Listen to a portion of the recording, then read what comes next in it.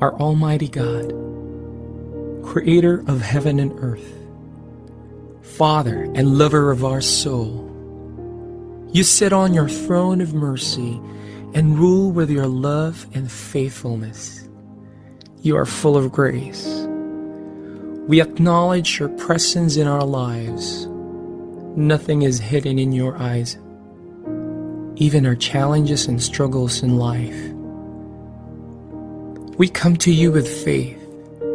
We ask not only for our daily spiritual bread, but to seek your forgiveness and undeserving favor to heal our land, our family members, our friends and neighbors, even our enemies with COVID-19 and other diseases. Holy Spirit, help us to deepen our faith and see the opportunity to believe, obey, and worship. As we face this pandemic, you are Lord and God. Encourage us and change our hearts, not to fear, but to be full of hope and find ourselves praying and meditating your word. We believe no works of the enemy prosper to your children. Abba, Father, we believe that your Son Jesus Christ is Lord and Savior. He is the truth and our salvation. Hear our prayers, O Lord, and most of all, not our will, but thy will be done. We pray this in Jesus' name, the name above all names, who was and is to come. Amen.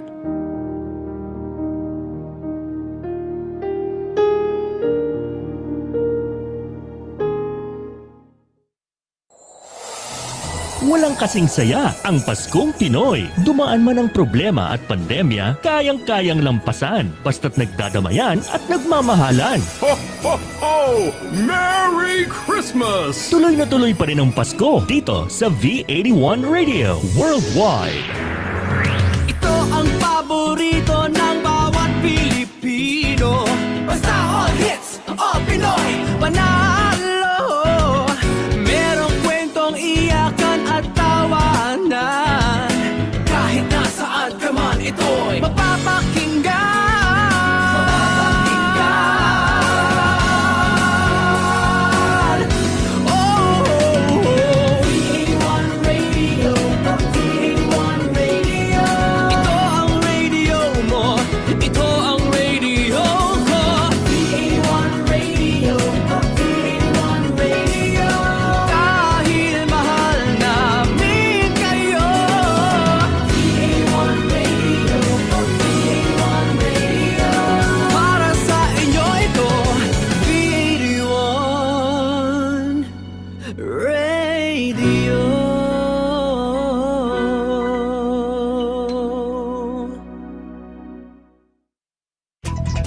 The views and opinions expressed in the following program are those of the program anchors and producers and do not necessarily reflect the policies and position of this station. The program that is a call for the times during this 21st century pandemic, seeing breakthrough beyond horizons. This is Two for the Road. Challenges are usually solved and stepped up to as partners know the worth and value of being two for the road. Join the Global Business and Transformation Mentor Rolly Pagaspas and Global Logistics Leader Arlene Padua-Martinez as they discuss collaborations in the program that pivots on partnerships. This is Two for the Road, only here on V81 Radio Worldwide.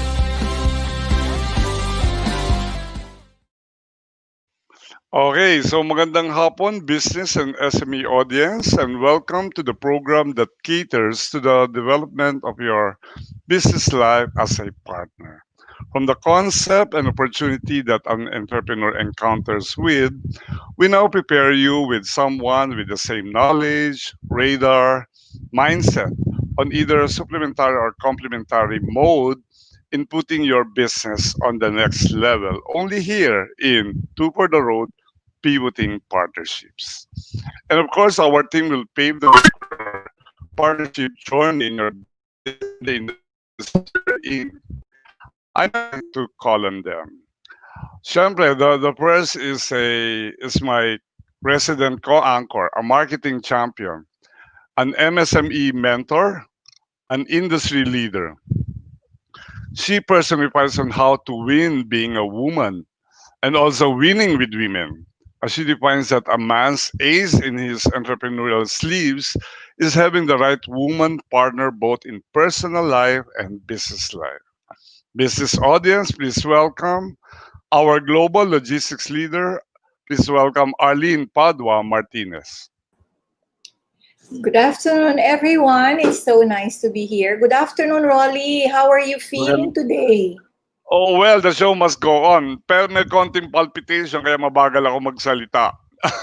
Oo. Kaya So, come to my rescue anytime.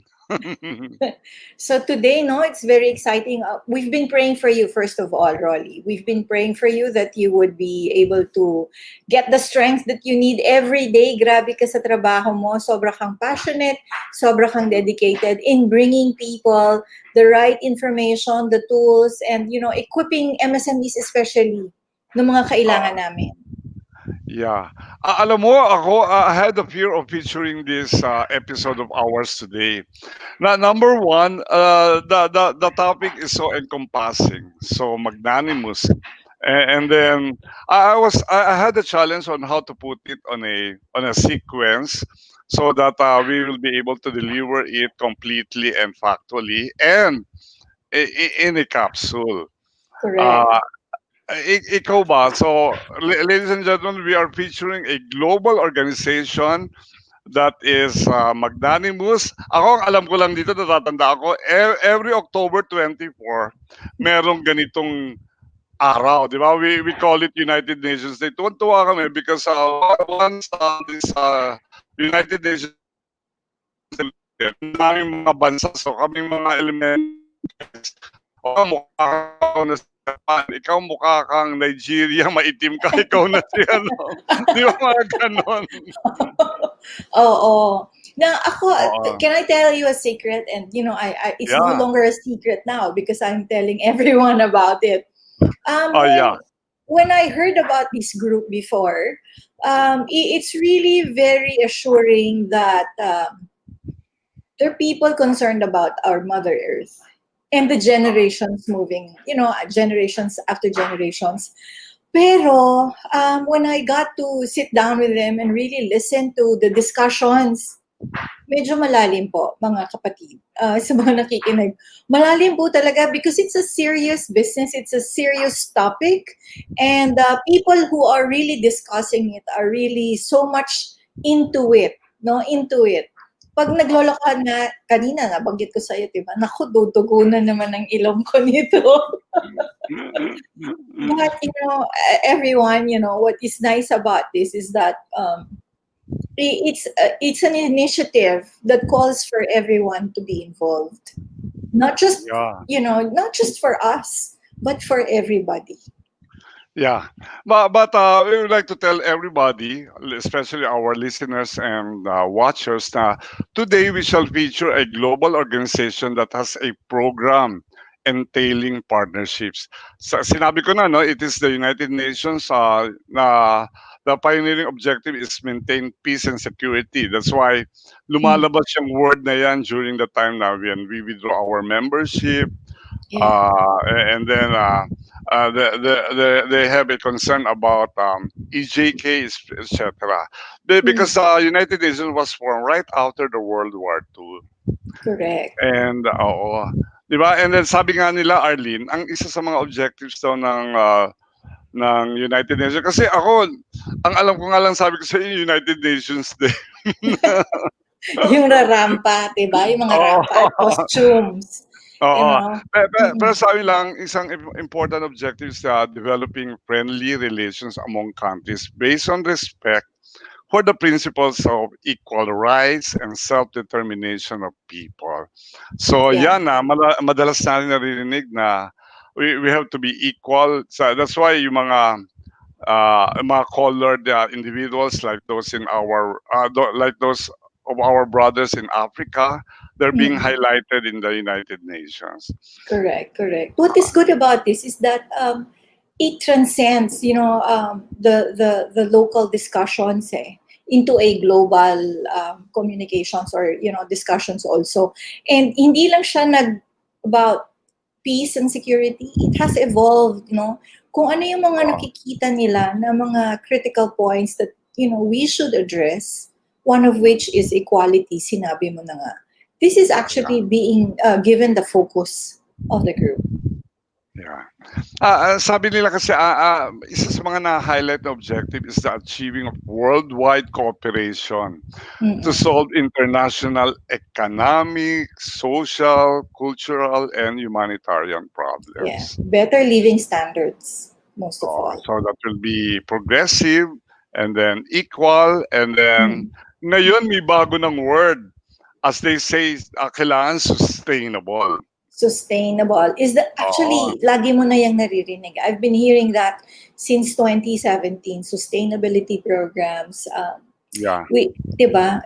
Which is really something that we have to be very aware of, either individually or as a company. This is something that we all have to focus and try to contribute to the positivity of the word. Diba? Sustainability. Yeah. But syempre, so that our audience will better understand it na cooperation and then there are some goals so that there'll be achieving it in a time frame and then batch na bago. So I think I would like to encourage our audience to watch this video about how United Nations explained by the kids news kumbaga medyo pagka-elementary ang pagkadating nito. Tingnan natin. So, Sige. tech video please. We only have one planet. It's organized into almost 200 countries, which are home to 7.5 billion people, living and working and playing and eating and sleeping and arguing too. Humans argue a lot. Isn't there anything we could do to try and help work things out? Actually, there's this thing called the United Nations. It was created way back in 1945 after the world had been through 2 really terrible wars.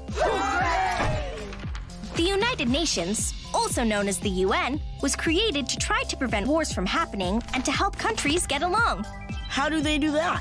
By trying to make sure everyone has what they need to live a good life. Food, shelter, medicine, a clean environment, dignity, and safety. So the UN is kind of like a club. Kind of, but a really huge club. It's an organization and almost every country is a member, 193 in total. Is there a secret handshake? No, but countries do have to pay to join. Huh. So how does the UN actually work? Well, all decisions are made by vote, including who the leader of the UN will be. That person is called the Secretary General. The Secretary General works with all the other UN members to identify problems and work towards peaceful solutions.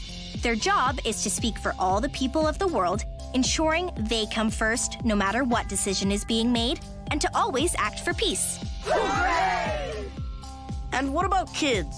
Does the UN have anything to do with us? Yes, in a big way. The United Nations created a document called the UN Convention on the Rights of the Child. It outlines things all children should have or be able to do. What things are those? Like every kid has the right to be safe, to learn, and to play. Wow, the UN's pretty cool and important. You can think of the UN like the world's referee, here to make sure problems and arguments are dealt with properly and peacefully. And while the UN still has a long way to go towards fairly achieving its goals, members of the UN will continue to try and work together. With or without the secret handshake.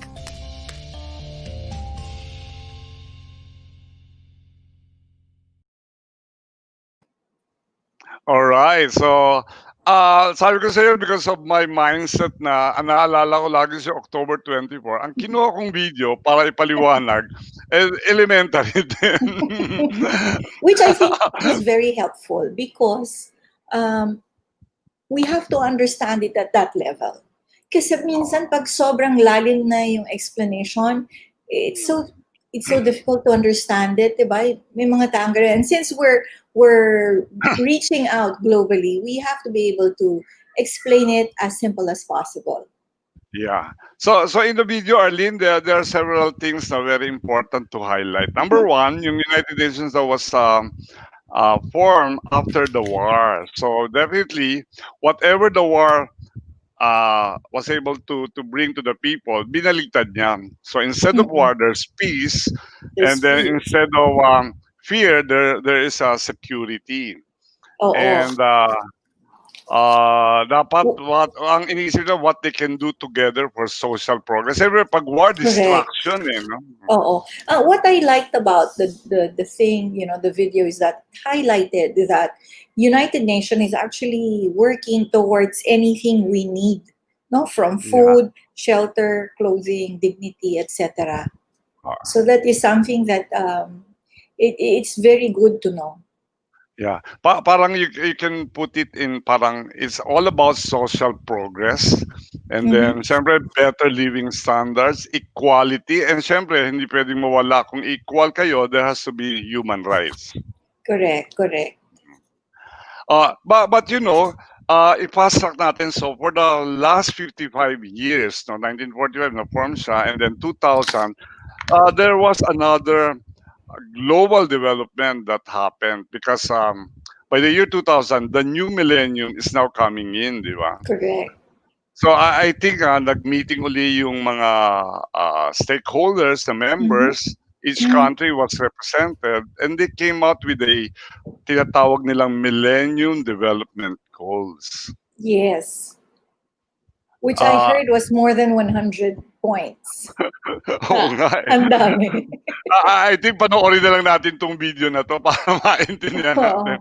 So, tech play please, the Millennium Development Goals video.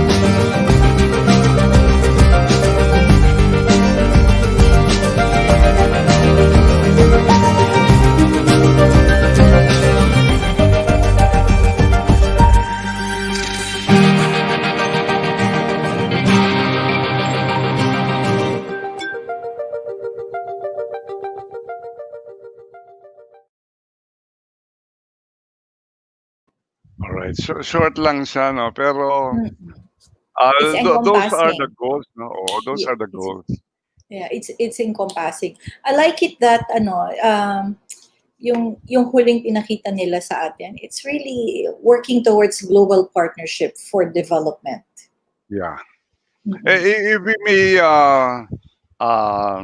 highlight na yung mga Millennium Development Goals are the following. Sinulat ko eradicate extreme poverty and hunger. Achieve universal primary education. Correct, and then what's the third one, Arlene? Promote gender equality and empower women. Ayan, which we are seeing now, no? We're seeing now. And so may then result. Reduce child mortality. Improve maternal health. Combat HIV/AIDS, malaria, and other diseases. It's also there that ensure environmental sustainability, and yung pinaka-favorite ko yung global partnerships for development. Yan, So I think all of those goals have been developed. Pero ano kaya dyan ang was fully achieved, and ano kaya ang mga naiwanan? So meron ako nakitang video wherein the title is 8 Millennium Development Goals, What We Met and What We Missed. Tingnan natin kung ano yung mga nakaligtaan, na short-sighted at na kompleto. Tech play, please.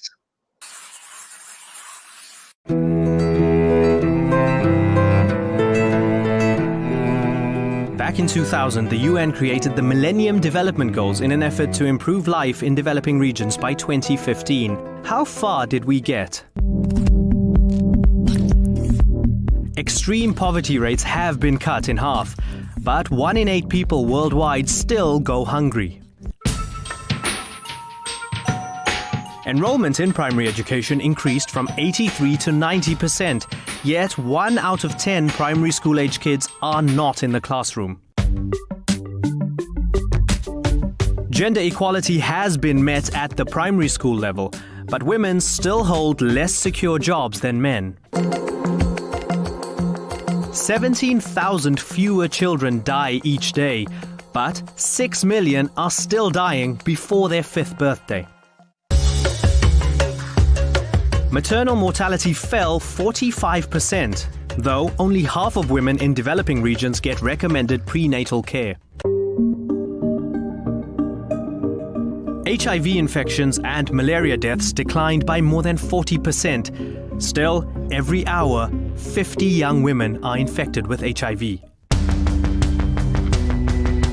More than a quarter of the world's population got improved sanitation, but 2.5 billion people still don't have basic sanitation like toilets.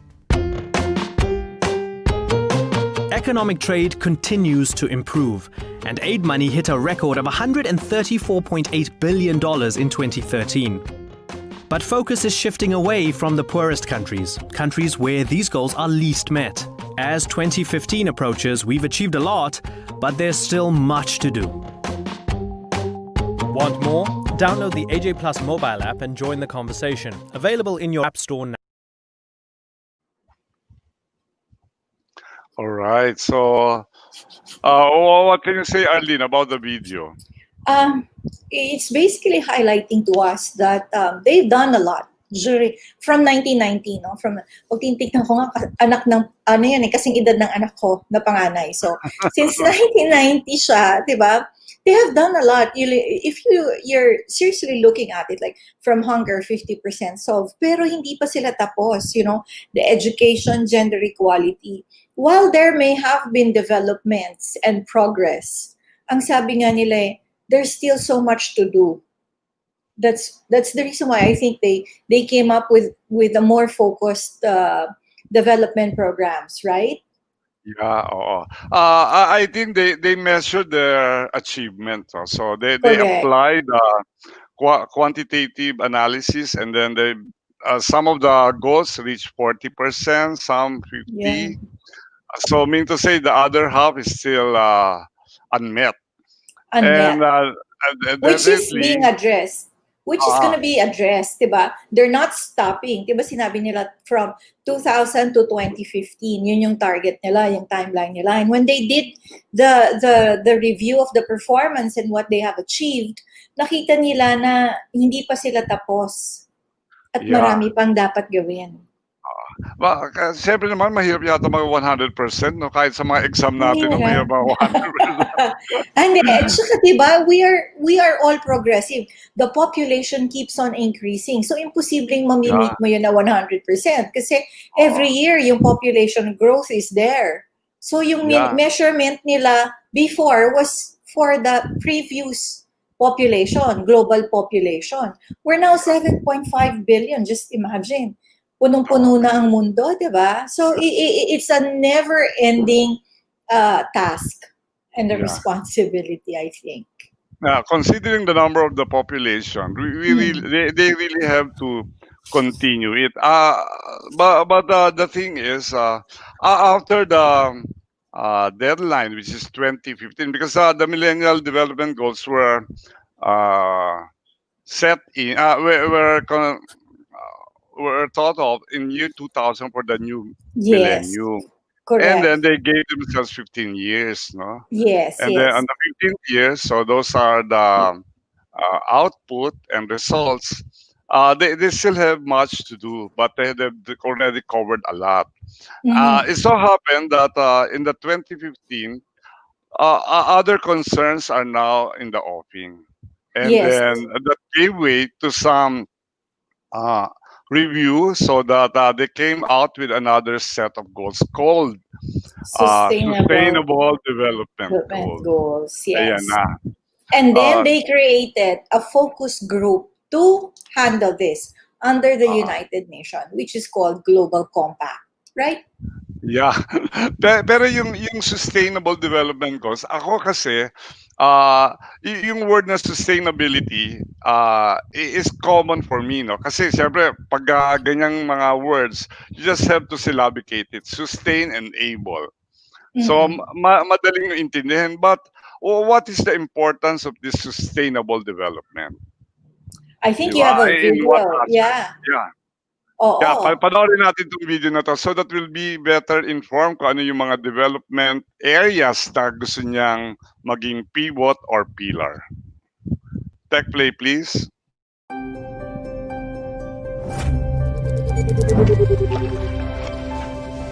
Hi, guys. Do you have time for a few quick questions? I see you're having a lot of fun, but do you ever stop and think if what you do is sustainable? And do you know what sustainable development means? Sustainable development is to make the world a better place for everyone now without destroying the possibilities for the next generations. If you wonder if something is sustainable, you can ask yourself, can we do this over and over again forever?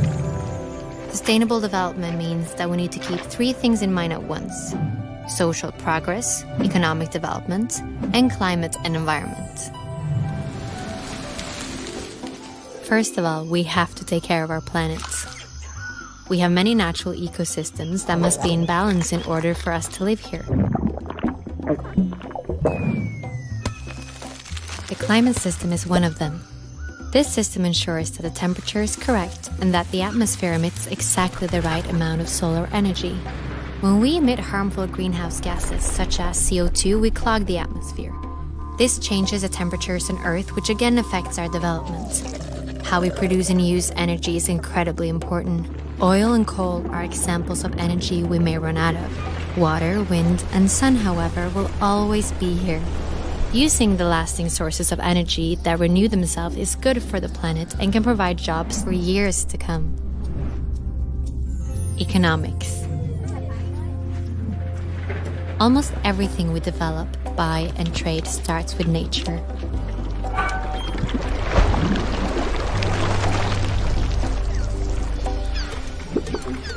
The smarter we use our natural resources and the better systems we create for a fair distribution, the more sustainable we are.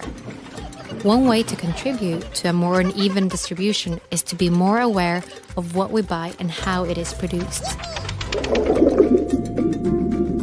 A football is a good example. It travels far before it reaches the football players. First, the materials are made. Then, they print the logo somewhere else before a third country sews it all together. One single football sees the whole world before it reaches its goal. This journey ties us together. If we are to win the battle for a sustainable future, we have to play with fair rules that applies to everyone. Social progress. We humans are part of nature, but we're also important resources for the world. Just like water, the forest, and the sun, we have minds that can create the strangest and most creative things. But for us to be the best versions of ourselves, there are certain things that must be in order, like having equal opportunities to education, safety, food, and medicine. This provides greater opportunities for us as human beings, but also for the planet. We just have to think in new ways. These three must work together. That is sustainable development. And there is actually a plan for this. All the countries of the United Nations have agreed on a joint plan for sustainable development. But for the plan to work, we need to cooperate, and we need you to be on board. Are you with us?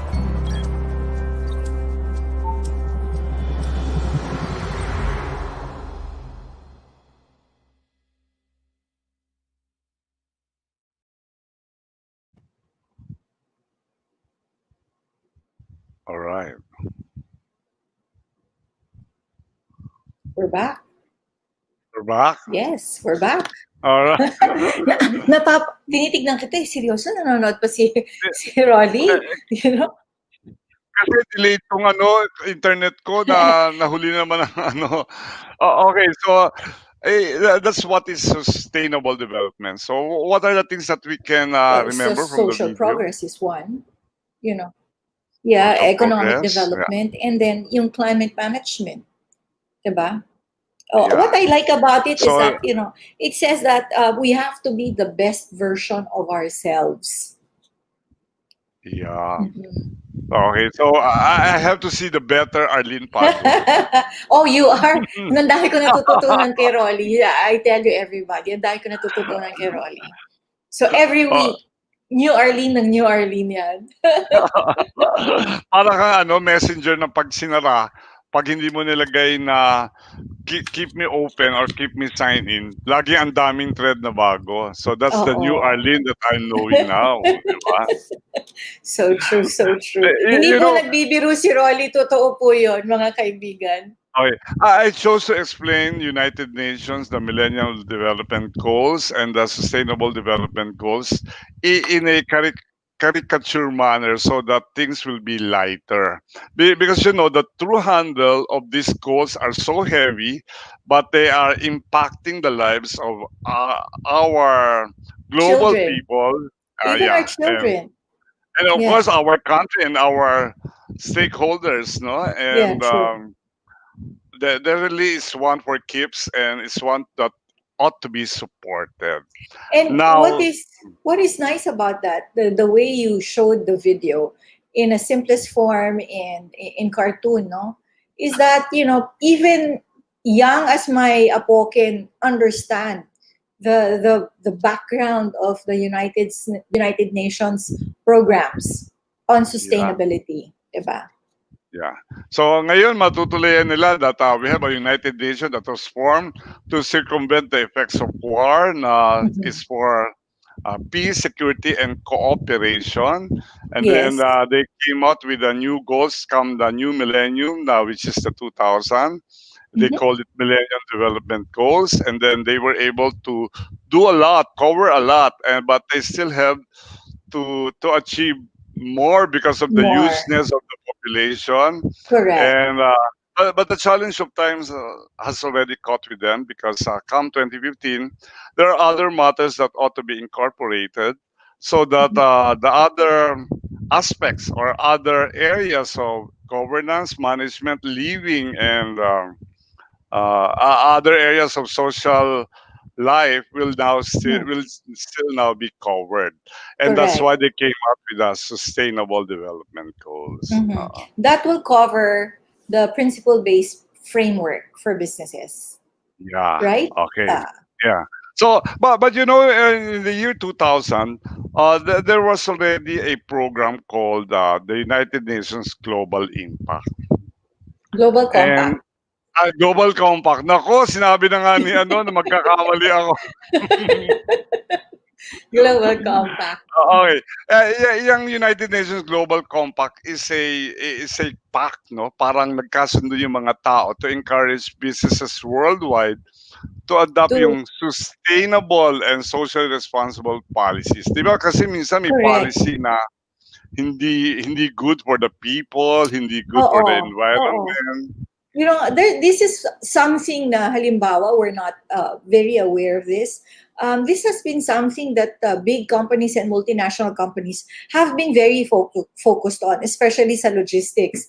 We've been measuring the carbon, diba? The carbon Yeah. footprint since 2000, and that is something that even I am in the management. Kung hindi mo in-explain yung Global Compact, hindi ko maiintindihan why do we need to measure the carbon footprint, yung Yeah. process mo.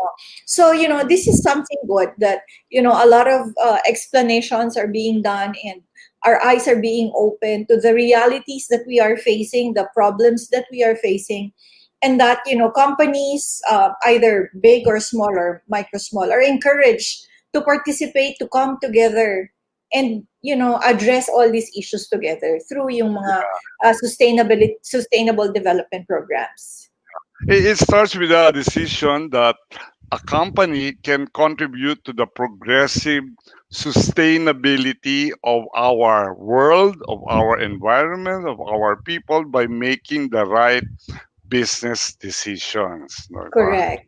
Ang maganda dito, Rolly, hindi ko lang siya nakita sa kumpanya where I used to work. You know, I see this already in the Philippines. I see it in the school system being taught to the children. So, nandiyan na rin yung waste management. They're being taught of this, you know, advocating mga natural, diba yung mga ganon eh, no longer synthetic where we've been exposed to ng mga panahon natin. Yes.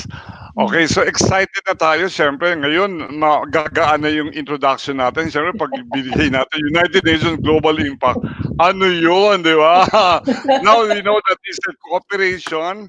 And it's pivoting on cooperation, and then their handle is on sustainability, so that we can live in a progressive and righteous and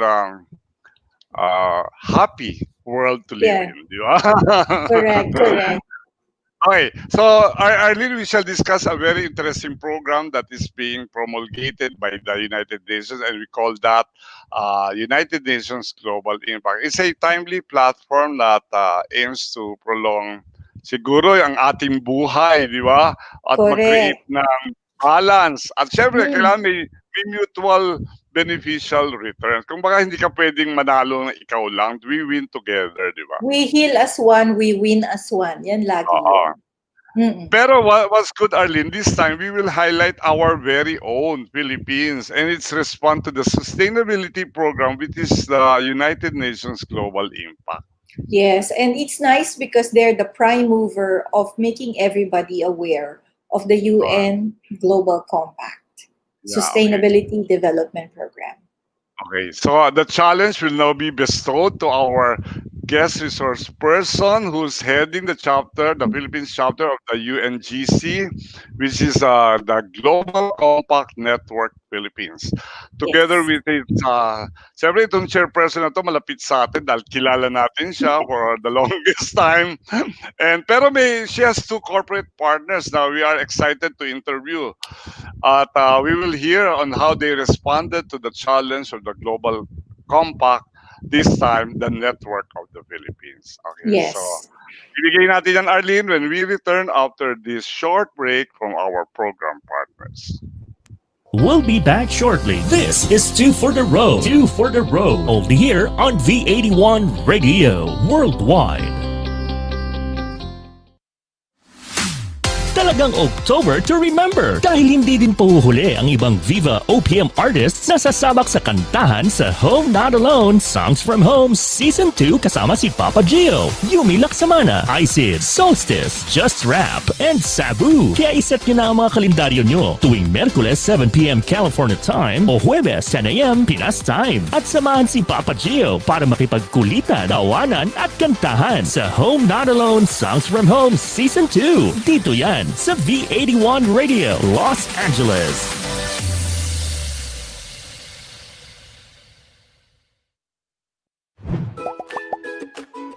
Are you an online business owner? Do you worry about shipping your products on time? Is it a hassle to deliver to customers abroad? Shipping options can be expensive, limited, or unreliable. That's why you need a new way to transport your goods overseas. Introducing My Cartero, a new, convenient, and reliable way to deliver your products across the globe. With My Cartero, you can distribute merchandise internationally. Ship your packages to the regional hub in 24 hours. Deliver items as small as 50 grams.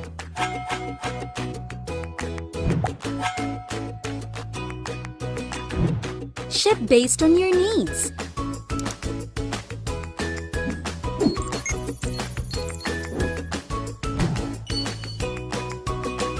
And track your packages online.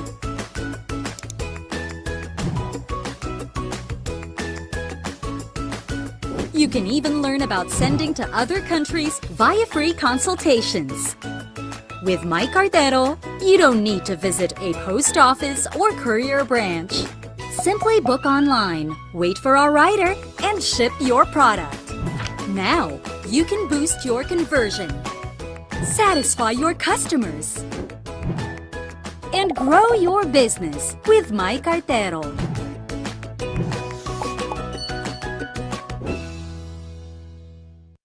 May items ka na gustong ibenta? Or planning to buy something specific? Visit PinoyAds.ph, a free online classified ads na available to all. Post an ad para sa item that you want to sell. Or browse through the listing to find out what you're looking for. Connect with the community to explore, discover, buy and sell. Be the boss of every transaction sa PinoyAds.ph. After this pandemic, let's support the Filipino community.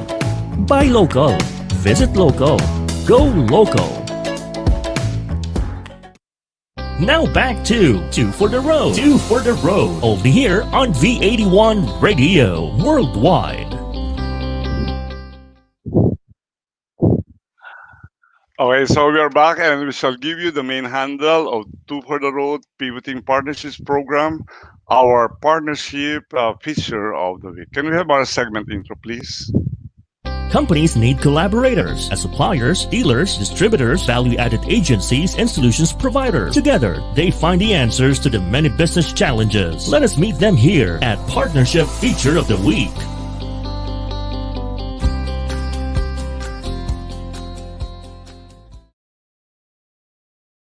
Right. Now I shall introduce to you our guest resource person, and she's none other than a very well-known lady close to our heart. Paborito namin to ni Arlene, no? And well, I think what I can say is that this lady has had wide experience in two major business areas, no? Yung una is customer rewards. I came to know her during that time na uso pa yung rewards plus, no? And then now they call it customer loyalty, and sometimes they call it the holistic customer relationship management. And because of that, she's now the president and CEO of Avanza, one of the leading, if not the leading CRM and loyalty company in the Philippines. And the other handle is she's a leader of associations. No? Kumbaga, marami siyang pinagdaan ng associations. She's been with, of course, ang aming paborito, Philippine Marketing Association. And she's been with the Bank Marketing Association. And of course, the Marketing Institute of the Philippines. At syempre, she guested first here dito sa Two for the Road under the episode of the PCAAE, which is the Associations or the Council of Association and Association Executives. So she's been the director of those associations and presidents also. But however, her current engagement is that of our feature for today, the Global Compact Network Philippines, which was, I think, officially launched by her beloved association, the Philippine Marketing Association, as part of its mission to achieve a higher purpose to become an important catalyst in the country's sustainability. Well, as past president of the Philippine Marketing Association, our guest resource person was tasked by the PMA board to launch the Global Compact Network Philippines in 2016. Today, mahaba na ang kanyang nilakbay. The GCNP boasts of a mix of SMEs and large company members such as Ayala, Shell, Manila Doctors Hospital, Nestle, Unilever, SM Investment Corporation, Globe Telecom, PLDT Smart, SAP, and GMA, to name a few. Okay, a retail and business audience, please welcome our dear friend, the chairperson of the Global Compact Network Philippines. Please all welcome Yayu, Javier. Hi, Rolly. Good afternoon to everyone. Thank you so much for promoting Global Compact in your show. We're really very excited to talk about sustainable development goals. Oh. I should have introduced you na parang, please welcome the rewards queen of the Philippines, di ba? Kasi ang tagal mong hinandle yan. Ibang show. Ibang show yun, Rolly. Pero natuwa ako Oh. because when you started with that rewards and then napunta sa customer reward customer Customer relationship management, relationship management. talagang you were able to full body the different aspects of that science and Yeah. marketing area. And then that's why you became a well-known thought leader and speaker in different conferences. And then because of that, our support is on you. We admire you to be the rewards queen, di ba? Ay, thank you so much. Oo. Pero you know, Actually, when I was given the assignment to introduce you, and now I was about to, I'm writing the introduction, and then I'm now promoting you to be the Global Compact Chairperson of the UN. It's an honor, of course, not to represent and lead one of the global organizations such as that, and then handling one of their program for our Philippine chapter. Pero my question is, can you give us a backgrounder on how your journey with the UN Global Compact started? Paano ka napunta riyan? yeah. That's a very good question. Not a lot of people ask that question, but it's really an interesting story. Because as you know, as you have mentioned, I'm a past president of the Philippine Marketing Association. And as past president, you become now a representative to the Asia Marketing Federation. The PMA is actually the official representative of the Philippines to the Asia Marketing Federation. The Asia Marketing Federation is composed of about 16 countries across Asia. And so, iba-ibang marketing associations yan. So, under AMF, there is what we call the foundation. May foundation sila. Okay. Asia Marketing Foundation. So, under that foundation is the president there, who is Junardi, is dati one of the board members of the UN Global Compact. So it was one of the initiatives of the Asia Marketing Federation to promote the UN Global Compact among the different networks. So the PMA, that time, si Henry Tenedero was the president. I was a past president already. During that time, PMA felt that, we wanted to have a higher purpose, di ba? Parang how do we serve our country more? And when we saw this opportunity, we felt that we would want to take this opportunity and see how we can launch it in the Philippines. So as the past president, I was tasked to check and to see if we can launch it. So sa totoo lang, nag-iisa lang ako. So I was all alone. And I had this very large, challenge to see. So I said, I will approach first the big companies, and that's really the best way to launch a new organization. And of course, I was really honored and privileged to be able to do so. And to this day, they are also our board members. So mamaya maririnig yon, Shell. So the founding members, we have the founding members then. So that's how it started. Okay, so ang iyong tipping point is the Asian Marketing Foundation, for which one of the director is already a member or is already a supporter was a board member. Board member of that. Board member of the UN Global Compact. UN Global Compact. Pero what attracted you to embrace it holistically by yourself alone? When they presented, Junardi presented that to us, to the group, and we were really, and I was also very touched by the challenges that we have today. Like the Philippines, for instance, we're one of the countries na ang resources natin sa water is very, very small already. So we really have a water crisis. So he showed to us what were the issues, what were the challenges, and the only way to be able to do that and to address that is for the businesses to get together and join and do initiatives to be able to achieve those goals. There are 169 goals actually. Yung MDG, 21 targets lang yan. I'm sorry, 17 goals, 169 targets. Ang MDG, 8 goals and 21 targets. Okay. Dumami, no? Okay. So, my next question, who can join this global compact? The main focus of the UN Global Compact actually are businesses. So any business, small, medium, up to large conglomerates. But we also have NGOs. We also have mga academe. They can also become members. So later you will be able to hear one of our NGO board members that will speak about why they joined Global Compact. But pwede siyang kasi ang kasi ng UN Global Compact, you have different stakeholders, which means that you can actually work together, collaboration nga, di ba? And partnerships. So you can actually work together to achieve those goals. Okay. So, for example, a company can be a member, pero how can one company be a member? What are the things that needs to be done? And then, is there a qualification? They sign up. They can just sign up there's a global site, the UNGlobalCompact.org.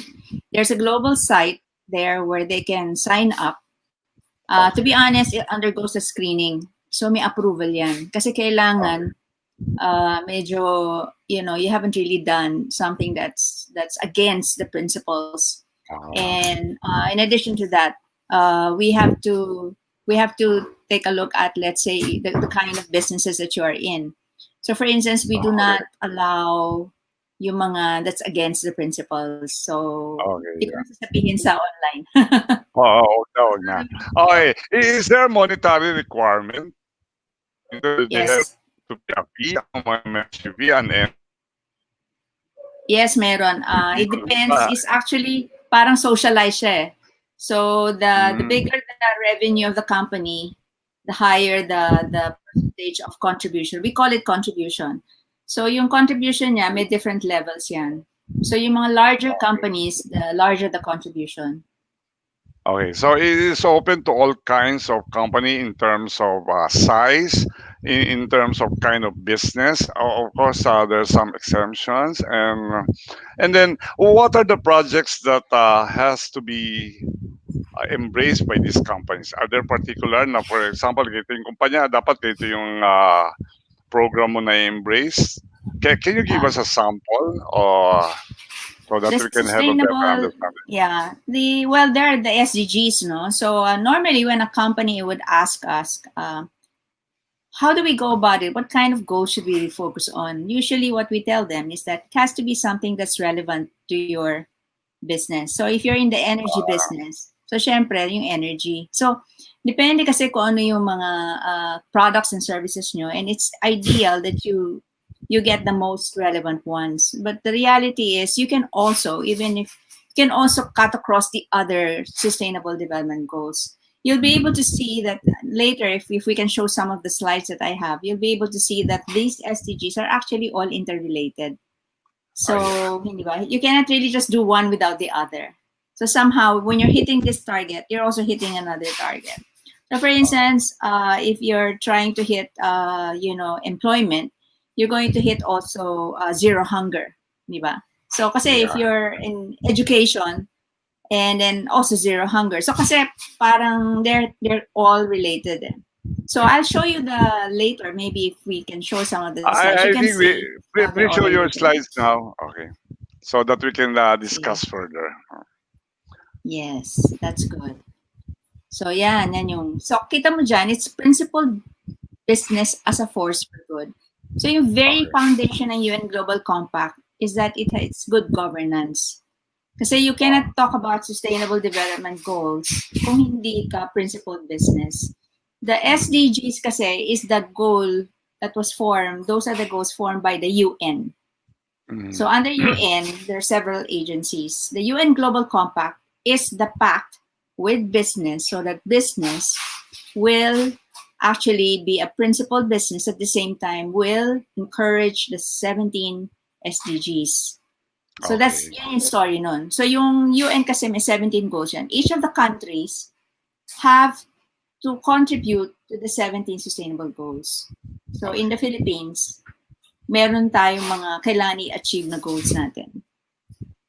So here you can see we work very closely with the UN agency. So UN Global Compact is an organization that works very closely with UN agencies. As makikita mo dyan yung founding, some of our founding members are still our board members, like Ayala, the Ayala Group is a founding member and a board member. Shell is a founding member and a board member. Nestle is a founding member, although ngayon hindi na sila board member. Philippine Marketing Association is a founding member, of course, and the one that started this all. And this, di ba? PMA talaga ang nag-spearhead nito, is also still a board member, which the organization that I'm representing. And part of the board member is also ICM, International Care Ministry, which is an NGO. And then we also have Unilever as a board member. Manila Doctors is a founding member and also a boarding member. All right. So you can see that's how it works. So if we look at some of the slides, maybe next, makikita niyo yung mga, yung 10 principles kasi have 4 pillars: human rights, labor, environment, and anti-corruption. So lahat ng principles is focused on the 4. Pero human rights is yun ang pinaka most important sa lahat kasi everything stems from human rights. Tapos makita mo there's just so many businesses, more than 10,000 of them that are already part of the Global Compact, and 66 million employees are part of it. Ang dami. All right. So marami. Ang dami na talaga. So makita mo yung human rights, labor, kaya nga we have to, kasi like yung mga child labor, hindi pwede yan, di ba? Or let's say yung mga kailangan equal rights, hindi ba? Hindi pwedeng, pag kunyari meron kang PWD, hindi mo pwedeng, as much as possible, we encourage also employment of PWDs. So environment, of course, we all know environment. We have to protect environment. And anti-corruption is also very important. So environment, we have to make sure that whatever technologies that we develop has to be environmental friendly. Kasi mamaya magde-develop ka ng technology, pero hindi naman siya maganda sa environment. So sabi nga nila, any undertaking can be done again and again. So kung nakakasira, definitely it's not for keeps. So, okay, it's against. Next. So these are the 17 sustainable goals, as you can see here. They're very much related to the 4 principles. And you can see here, for instance, like human rights. Hindi ba? Your human rights to be able to eat. Di ba? The human right to have education. Di ba? So all of that is all related. And then you have, we talk about partnerships, number 17. Today, especially during the pandemic, that is so important because we cannot do it alone. We have to work together. We have to work together so that we can fight this crisis. And then, syempre, yung environment, you have life below water, and then life on land. So many things that you have to look. And then you have the economic. So all of these 17 goals are actually all related to the 4 principles, the 4 focus or the 4 pillars of the 10 principles. Yeah. I'll give you a few examples, mga practical examples of what's being done now para maintindihan ng audience, no? Ano ba to? How is it implemented ba? Paano ba ito ginagawa? Like for instance, ito, energy. AC Energy, despite the pandemic, they're accelerating renewable energy expansion in the Philippines. I think this is somewhere in Central Luzon. So, mas gusto kasi natin yung mga green energy, yung mga solar energy, di ba? Yun. So, next please, you can see more examples. Ayala, for instance, di ba, nung nag-hit yung pandemic, immediately, nag-release sila ng response nila is worth 2.4 billion. So, they were one of the first one to respond. First ones. Yes, they were one of the first ones. So, si Jasa kasi si Jaime Augusto Zobel de Ayala is really in the forefront when it comes to sustainability. So, is Ayala board director? Ayala is a founding member. Founding member. Board member. Okay, board founding member siya and board member. Oo. So he's actually also the first Asian SDG pioneer. Okay. So ibig sabihin nun, meron mga ano yan it's like a recognition of those business people who have done well in terms of all of the different initiatives they've done for sustainability. So, for instance, like Ajasa, ang ano niya is more on operation, sustainability, how he was able to cascade it in his operation. So he was the first in Asia to receive the SDG Pioneer Award. And this is a global award. Global award siya. Yeah. So yeah, Nestle, meron silang example, Nestle, meron silang in-educate nila yung mga wives ng kanilang mga ng mga employees nila sa production areas nila in the different parts of the country. So kailangan ng uniform. So what they did is tinuruan nila yung mga wives, and they paid for that. And some of them really made very good money. Some of them were even able to put up a house. So that's an example of a sustainable program, because it's not the difference between, let's say, a CSR program. CSR kasi is parang dole out, di ba? Magbibigay ka and then that's it. Ito kasi, you are making sure that you're able to sustain a community, or it also helps also the business to be able to grow it much better. So it has to be kind of related also to the business. But at the end of the day, we want kasi the communities we're in to be able to become financially capable, because if they're not, then nobody's going to buy your product in the first place. So parang and the mahalaga yata is without disrupting their present economic flow, di ba? Kasi yun yung mga asawa nila kumikita sa Nestle, and then yung mga misis naman kikita pa uli. So sustainable. Yes, correct. So other examples that I can show here. During the pandemic, yung safety in the workplace, that's very important. So safety in the workplace, SM for instance, agad-agad, di ba? They wanted to make sure that their workers were safe. And then they were already anticipating the GCQ 2 weeks before that. They started running already mga rapid tests sa employees nila, as an example. And then other examples that we can show in the next slides. Ito, Unilever, they're so much into sustainability. Actually, globally, Unilever is very much into sustainable programs. That's why the past chair of Unilever is vice chair of the UN Global Compact Board. So here you can see yung improving health and well-being, reducing environmental impact, enhancing livelihoods for millions. So next, please. One of the things that an FMCG company can do is a fast-moving consumer goods company can do, like Unilever, for instance. What they do is they try to put in more nutrition into their products and make it more affordable. Kasi hindi ba mahal ang pagkain eh. So it is part of their goal to make sure that the products that they produce have more nutrition and make it more affordable to the base, to the mass base. Value for money. Yes, but more very important is nutrition. So doon mo makikita yung importance ng Sustainable Development Goals. So during the crisis, ILO, or the International Labor Organization, has estimated about 10.5% of working hours globally in the second quarter of 2020. That's equivalent to 305 million full-time workers. So na-wipe out ito yung 10.5%. So maraming nawala ng trabaho. In the Philippines, bumaba na ngayon sa atin. It used to be about 7 million something workers. Now we're down to 4.6, but it's still a lot. 4.6 million that are jobless in the Philippines. So this is very important. So it actually hits the SDG 8, which is decent work and economic growth. So let's move to the next. Let's show a few more of the... Yeah, so I mentioned that human rights is so important, hindi ba? So 1.8 billion people are homeless today.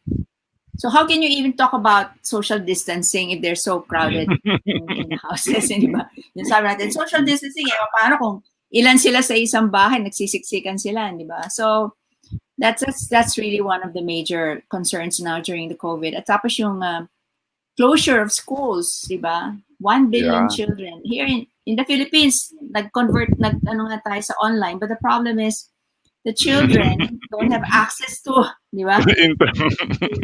Napuputol. Wala ring computer. And then computers now have increased. The cost of computers have increased tremendously. Yeah. So access to education is now a big issue. So let's move to the next. So, but under the UN Global Compact, there's just so many global and local connections. That's the great thing about UN. So we have 1,500 capacity building initiatives there all over there. And then we have all of these countries. We have 76 networks across the globe. Kaya kunyari kami sa Asia, we work together and how we can do regional initiatives, how we can support each other. So that's what UN Global Compact does. And if you look at other initiatives, move to the next, please. So these are some of the challenges that we really need to face. Reduce global warming to 1.5 degrees. Gender equality, plastic. Naku, Philippines and plastic. Such a big problem. So there's more plastic than fish in the ocean now. So, this is something, but like us, tayo in our own way, we can contribute there. Like, for example, we shouldn't use plastic. We should recycle whatever plastics we have and make sure that we don't buy also products that are made of non-recyclable plastics. So kailangan kasi nire-recycle yun if we have to use plastic. Yes. So zero hunger to the problem. And ito magagandang examples in the other parts of the world. Like now they're looking at meatless burger. Safaricom, which is from Kenya, uses technology to help health and education. And then meron na ngayon tinatawag na finless food. So akala mo salmon siya, di ba, when you look at the picture. All right. Ano pala siya? Ano siya, ni-reproduce siya from a cellular type of technology. So kinukuha yung cellular, and then when you taste it, it tastes like fish. Because we need to reproduce our fish kasi di ba marami na tayong ina-harvest na fish, pero it's not enough Kanina nga sinabi ni Arlene, di ba sabi niya 7.7 billion people, I think, in the world. Ang estimate niya is by 2050, we will be 9 billion. And if we become 9 billion, we need 3 planets for us to be able to provide the food resources that we need based on our lifestyle today. Okay. So that's how urgent it is to really do something. Okay. So and what is this Covestro? Yung Covestro, ang ganda yan. Yung carbon dioxide, if we go back to the slide, yung carbon dioxide, nire-reproduce niya into, kunwari, mga foam mattresses. So can you imagine the kind of production they do?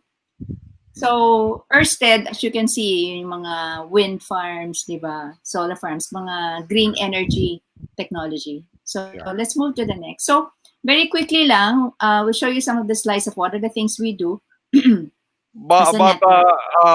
Yayu, I think, can we show muna ang video so that it can be more holistic before you highlight the Philippine chapter? Okay. Okay, can we show the video of the Global Compact, United Nations Global Compact?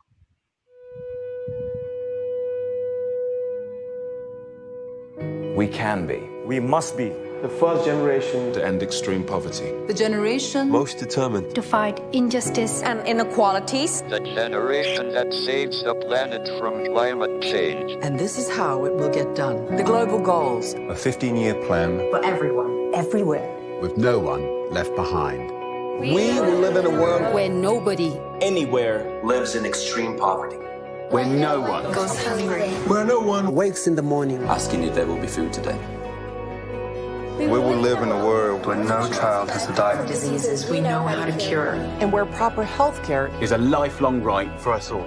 We will live in a world where everyone goes to school. And education gives us the knowledge and skills for a fulfilling life. We will live in a world where all girls and all women have equal opportunities to thrive and be powerful and safe. We cannot succeed if half the world is headed back. We will live in a world where all people can get clean water and proper toilets at home, at school, and at work. We will live in a world where there's sustainable energy for everyone. Heat, light, And power for the whole planet. Without destroying the planet. We'll live in a world where economies prosper. a new wealth Leads to decent jobs. for everyone. And we will live in a world where our industry, Our infrastructure and our Best innovations. Are not just used to make money, but to make all our lives better. we will live in a world Our prejudices and extremes of inequality Are defeated. inside our countries And between different countries. where people live in cities and communities that are safe, progressive, and support everyone who lives there. where we replace What we consume. Planet where we put back what we take out of the earth. We live in a world that is decisively rolling back from climate change. where we restore and protect the life in our oceans and seas. will restore and protect Life on land.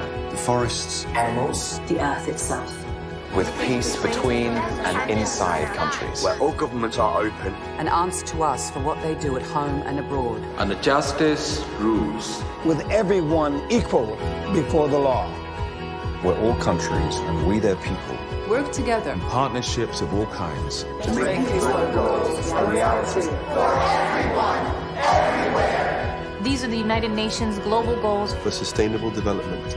Let's get to work.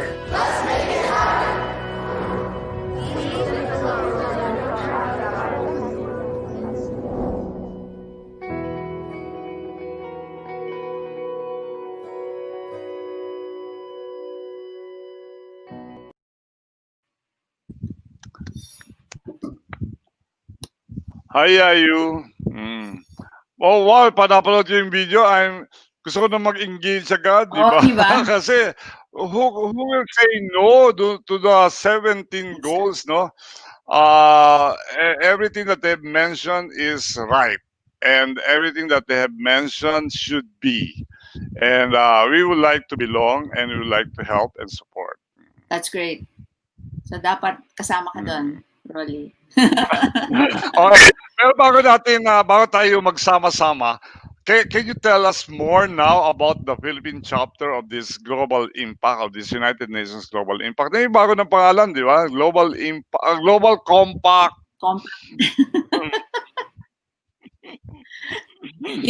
Global Compact Network Philippines. That's right. So, UN Global Compact Network Philippines has done a lot of initiatives already. And if we show the slides, you can see some of the things that we've done where we've initiated a lot of workshops. We're part of the Sustainability Council together with UNDP, Philippine Chamber, PDRF. No? Ayun, meron kaming pinirmahan doon na we're really part of the Philippine SDG Sustainable Council.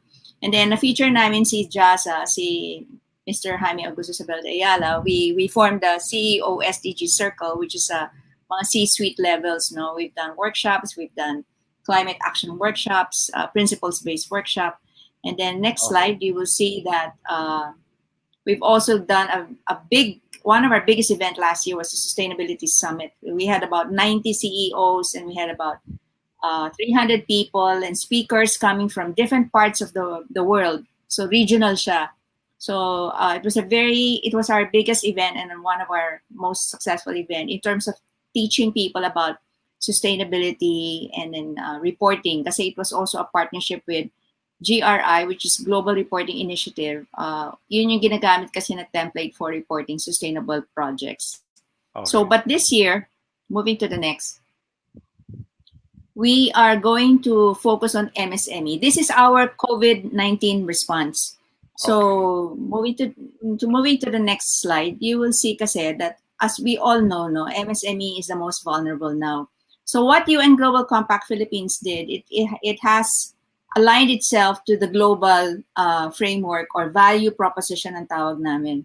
So, first of all, it is really joining UN Global Compact is really a platform for you to be able to publicly say, I will support the SDGs and I will support the 10 principles. So when you join that, you're sort of doing it public na, okay, I am supporting.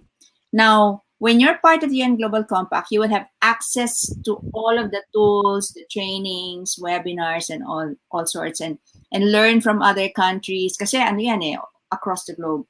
Learn from other networks on how you can improve your sustainability programs. And third, you can be part of forming the sustainable agenda. So for us, kami in the Philippines, that's why we chose to have a program for MSME, because we want to be part of the national agenda to support micro, small, medium enterprises who are greatly affected by the COVID crisis. So if you move to the next slide, please, makikita mo that, MSMEs, and this is based on information from the UN, there's just the most severely impacted sector.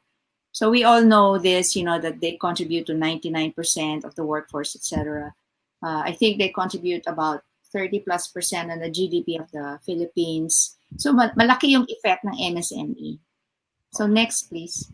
So if we move to the next slide, what we did is we're forming what we call the Business Expert Group. What does that mean? We are putting together workshops that focus on people, planet, prosperity, peace partnerships. No, basically to see how we can unite together and support the MSME. So we will discuss, and these are including stakeholders, which are large conglomerates, of course, from the MSME, the government, and other stakeholders, NGOs, and other communities that can work together and discuss how can we now unite to support MSMEs. So this is happening on October 15, 16, and 20. Now, moving to the next. What are we going to talk where's about? Where's the venue? It's Where's the online. venue? Online. Oo nga pala. Online. Online siya. Digital. Online. Oh, digital. Wala tayong choice eh. So, anong examples na i-discuss dyan? Let's say we talk about, let's say, people. We will talk about maintaining health and safety in the workplace and customer place. So, ang mga kasama dyan, what are the tools, what are the processes? So, you have mga tech companies that will be joining. You'll have health-related experts to be there. So, iba-ibang klaseng experts and business experts. Then, let's say prosperity. What will you be discussing there? Like financing support for business continuity, government social programs, buying local from small business, the supply chain. The supply chain will be discussed there, monitoring or repurposing of businesses, mga mentoring, etc., and all that. That's why PMA is also being invited there. So we are inviting different experts that can help in terms of seeing how we can support the MSME and hopefully come up with pilot programs to see if it will work. So planet, in environmentally friendly supply chains, for instance, will be discussed there. So it's going to be a hard-working workshop.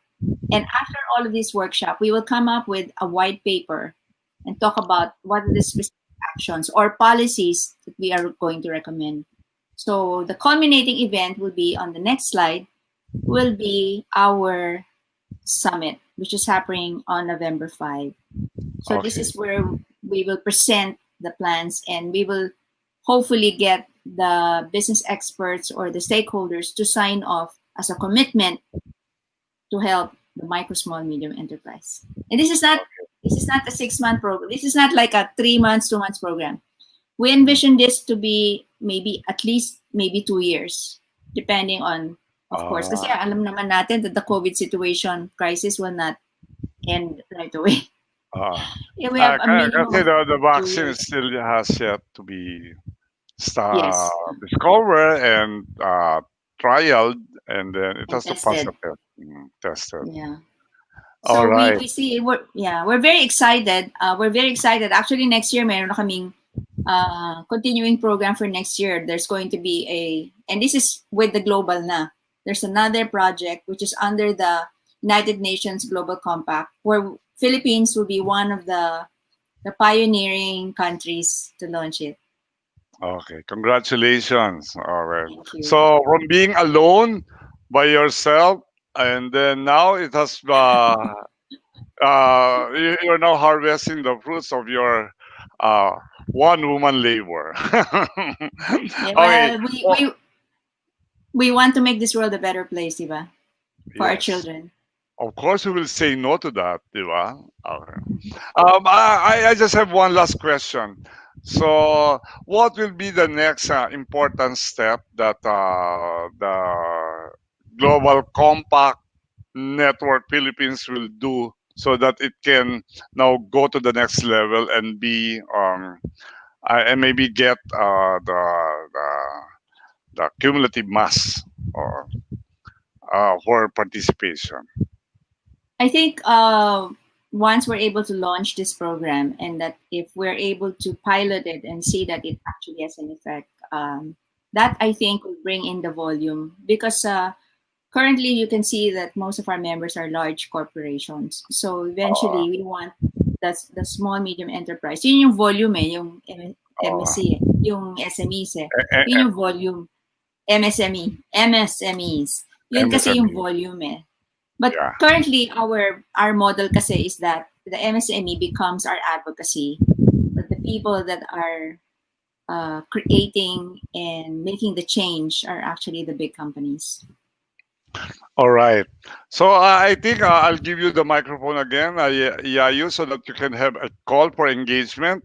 So yung mga nanonood sa atin, either mga entrepreneurs and then belonging to the small and medium enterprises ng kanilang mga kumpanya, they can get onto you to support you and be a member of the GCNP. NP.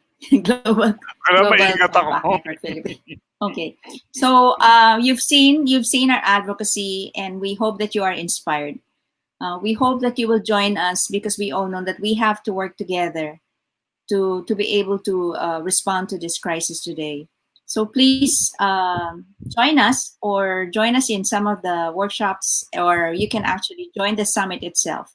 You can find us we have our Facebook also, UN Global Compact Network Philippines. We also have a website, UN Global Compact Network Philippines.org.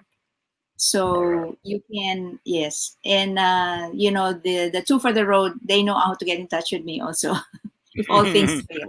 Of course, but you can find us but you can find us all easily in Facebook. Thank you. Thank you so much. Thank you also, Yayu. So, nagsalita na si Yayu, no? And then what we can say as a response is that the challenge is for us to cooperate, di ba? For this resounding program with what I can say is encompassing goals. No? To help and cooperate is tantamount to empowering progress globally and contributing to our nation's progress. Siyempre, mahal natin ang Pinas, no? We have presented here the leading personality for the GCNP, and the next step is to be included in their activities. Huwag niyong kalimutan, October 15, 16, 18, 20, and November 5. And November 5. And eventually be engaged. Okay, what we can say on behalf of Two for the Road, Pivoting Partnership, Yayu, our support is on you. Maraming salamat. Thank you. Thank you so much. Okay.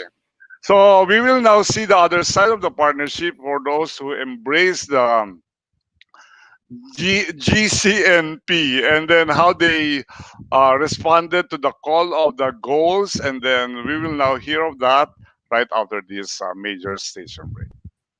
We'll be back shortly. This is Two for the Road. Two for the Road. Only here on V81 Radio Worldwide. Good news para sa mga kababayan natin abroad. Mapapanood nyo na ang inyong mga paboritong V81 radio shows sa Amazon Fire TV. Simple lang ang gawin. Hanapin lang ang V81 TV app and install. Tiyak na wala kayong mamimiss na episodes na gusto nyo dahil mapapanood nyo na ito anytime and anywhere you want. Gamit ang Amazon Fire TV. Tandaan lang, just install V81 TV app and you're good to go. Another first from V81 Radio Worldwide.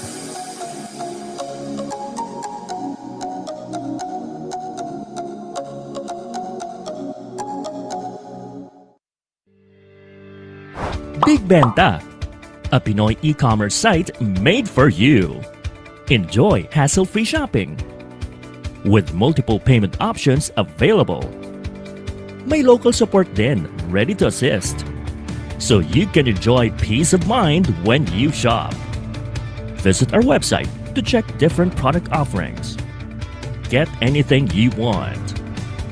And avail everything you need in just one click. Big Benta, Pinoy e-commerce, made for you. After this pandemic, let's support the Filipino community. Buy local, visit local, go local. Now back to Two for the Road. Two for the Road. Only here on V81 Radio Worldwide. All right, and we're back. At syempre, Arlene, this time we shall present the other side of the partnership. Ito yung mga corporate members, no? And it's your turf, no? It's your handle. So Arlene, please introduce our guests, the corporate partners of Global Compact Network Philippines. Take it away, Arlene. Our next guest who would be with us in this particular segment is currently the Social Performance and Social Investment Manager of Shell Philippines. Beginning 2018, she concurrently served as one of the United Nations Global Compact Network Philippines trustees, helping to champion the Sustainable Development Goals. Sankie has extensive professional experience in stakeholder management and project management from a career spanning government service, print and broadcast media, and corporate public affairs. She was also a 2010 Rotary Group Study Exchange Fellow to Switzerland, representing the Philippines and her vocation in the energy sector. Within Shell, Sankie has provided social performance assurance for Shell projects in the Asia-Pacific region, helped to design the Shell Philippines strategic social investment programs, led in social impact and non-technical risk identification and management, and networked with multi-sector groups in championing advocacy campaigns relating to sustainability and resilience. Her sustainability initiatives for Shell have received recognition from the Anvil and Quill Awards and the Asia Corporate Excellence and Sustainability Awards. Ladies and gentlemen, Ms. Sankie Simbulan. Hello, good afternoon, Arlene, and of course to Rolly and my fellow trustees of the Global Compact Network Philippines. So thank you very much for inviting us in this online radio program, Two for the Road. Salamat. Oh, thank you, Sankie, for agreeing to be with us. I know that you have a lot to share about sustainability programs that Shell is also initiating and your participation in the Global Compact. So before anything else, let's watch the video regarding Shell. Miguel? Gusto kong maging teacher. Ako? Accountant. Ako, doktor. Shell puts all of its energy into making the future better. For every Filipino. For every dream. Because it's what we do today that makes tomorrow happen.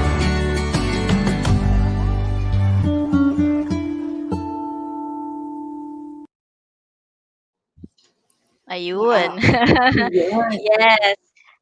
Make it happen, diba, Shell? Tama ba yung huling nabasa ko? What was the tagline there in the video? Well, yeah, this video kasi we showed it during our 105th anniversary last year, no? So many people may not know, pero we have been in the Philippines for 105 years. It's our 106th year na. And yung sinasabi namin, yun, kasama kami sa biyahe ng buhay. So kasama nyo sa biyahe ng buhay. Powering progress together for the future. Yep. I love that. And ngayon ko lang nalaman na 106 na pala kayo, 106 years Yes. in Correct. the Philippines. started, Wow. ang unang shipment dito ay kerosene, o 'di ba? Pero Oo. now, of course, we're looking into, of course, we have gas here in the Philippines. We have our network of retail stations, and then we are also looking into renewables. Yes, so yan yung into the future, no, yung ano na, the new energies, kumbaga, yung tinatawag. Alam mo ba, Sanky, nung ako'y bata pa, I think my lolo has ano yun eh, a Shell gasoline station. Oh, Parang wow! So, dalawa lang siya. oo, Oo. you're one of Mga our retailers. 1970s. Oo. Pero I think he had to give it up kasi yung area namin naging residential. Okay. Oo nga, So he yan had yung to give it usual up. issues kapag nag-urbanize na, eh. So, but you Oo. can always go back to becoming a retailer again. Ang galing, Yan ang ang galing.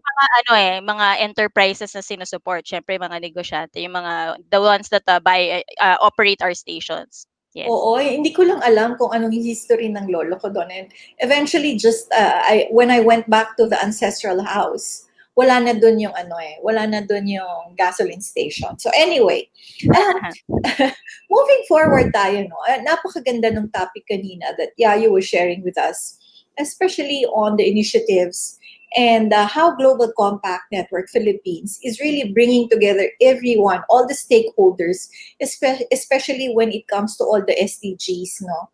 So I wanted to find out for our audience as well, um, paano na-involve ang Shell sa Global Compact and what's your participation? Okay, maybe I can show a little bit of para lang visual aids that I Okay. prepared as well. So, Mm. Shell, as Yayu mentioned, no, we have been a member of the Global Compact since 2016. And we are one of the founding members. So, yun nga. So, si Yayu, siya yung the first one, no? And then, of course, she approached other companies, and we are one of those that signified that, yes, we want to support this initiative. And really, it's really because we believe that sustainability is being a partner, in of course, powering the nation or nation building. And what better way to do that than to work with others, kasi hindi talaga possible that it's just one industry that does it. You have to work across industries and even across sectors. So, if just to show the next slide, this is a photo taken actually in during our first workshop, Arlene. I think you were part of it. Yeah. So this Yeah. was binigyan ng assignment yung mga participants to think about, okay, where we can make commitments. And now we are, and last year we just held our big sustainability summit, attended by hundreds of people, 'di ba, and leaders. So, talagang it has traction, it's snowballing, and we believe na if more people, more companies join us, then we will be able to achieve more. Tama yung sinasabi ni Rolly, global impact. 'Di ba? Impact naman talaga yung gusto nating Oo. i-create. And Mm-mm. if I just show the next image, so yon this is really that's why I'm here also. It's part of being part of the dialogue, 'di ba, about what can we do to be more sustainable and resilient, dahil yun nga there's just so many resource challenges: water, food, energy. We are Mm. consuming more than What we need. what the world, what the planet can give us, right? Correct. And now we never saw that there would be a pandemic, right? So, ibang Mm. klaseng hamon na naman ito. And so, yun, parang hindi kaya, when the crisis hit, government asked the private sector to help, right? So, yun, talagang very recognized na we can't work in silos individually. We have to work together kasi the need is so great. Ayun. Just to go to the next image as well. Ayan. So, in our 100 anniversary, actually, yung logo ng Shell, no, nalagay sa Philippine currency. Ewan ko kung nakatanggap kayo na nag-circulate yan. Ayun. Kasi I think it's really more in recognition of not just powering, of course, vehicles, homes, industries, but more about how we have helped communities. And that's really my job. Oo, yung team namin, we really go to the grassroots, the communities around our operations, and try to help empower them. Ito yung mga micro, small, medium enterprises talaga na around our operations. And I'll talk about that more in detail later. Oo nga eh, no? I am so amazed na when you're looking at yung, di ko nasabi nga yung title mo kanina with Shell, no? She's actually the country's social performance and social investment manager. So, it's something that you don't hear often when you talk about, yung mga positions in the company. Diba? Yes. So, I wanted to find out yung role mo and, tell us more about Shell's sustainability approach, especially your role in making this happen.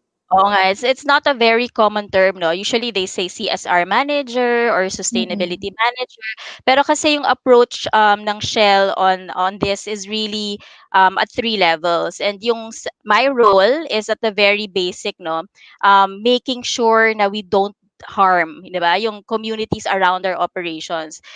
Take care of the people and the environment. That means operating responsibly. Yun yung unang-una naming tinitingnan. And talagang it's a technical I had to study how to assess social impacts, 'di ba? Yung mga ganyan, how to manage those, mitigate those kasi we avoid all those eh. Kasi ayaw namin na maging kumpanya na parang tinotolerate lang ng komunidad but really accepted. That's our social license to operate. And also, syempre, to be loved. And I think that's the reason Correct. why we're still around, 'di ba? Kasi the communities want us to be there, partner namin sila in their progress. And that's the second layer of the pyramid is sharing yung benefits kasi as our operations, our company or our business progresses, we also want kasama namin sila yun sa biyahe ng buhay or sa pag-asenso. And later, I'll show you, no, but we'll focus more on the MSMEs, how we support them. And lastly, at the top, syempre, energy company kami. Sabi nga ni Yayu, when companies join the Global Compact network, parang how can we contribute? It's really, ano ba yung related sa negosyo ninyo? Saan yung pinakamalaki yung footprint and impact, 'di ba? So kami, energy company, so we try to contribute dun sa sustainable energy future, and that's really through cleaner energy products, more efficient products and services, and using innovation and technology, which is the strength of our company. Yeah. Oh, nakita ko yan, going through your presentation earlier. That's something that a lot of people are not aware of. That, when you talk about sustainable energy for future and yung share ng Shell in supporting this, you're using solar roofs na, LED lightings, inverter technology, diba? I can show you actually. may image yan. So, Okay. oo. Diba, kung kayo, I hope you guys go to our gas stations. So, you are one of our customers. In the next slide, it shows na yung roofs ng aming mga station ay actually, ito na yung next generation retail stations namin. Solar roofs na siya. Of course, yung to be more energy efficient, inverter technology na rin yung gamit. And to make sure na yun nga yun 'di ba, do no harm to the people here in the Yes. environment, yung Yeah. aming mga tangke sa ilalim ng stasyon, we make sure na may double container siya so that kung may leak sa primary containment, yun contain pa siya nung secondary containment. And pati yung mga innovations ngayon like yung paints that we use in our station, they also get to absorb yung mga harmful na particulate matter in the air. May mga ganun na kasi. So whatever new technology is there, we are willing to use also. Yun, we also pivot and innovate that way.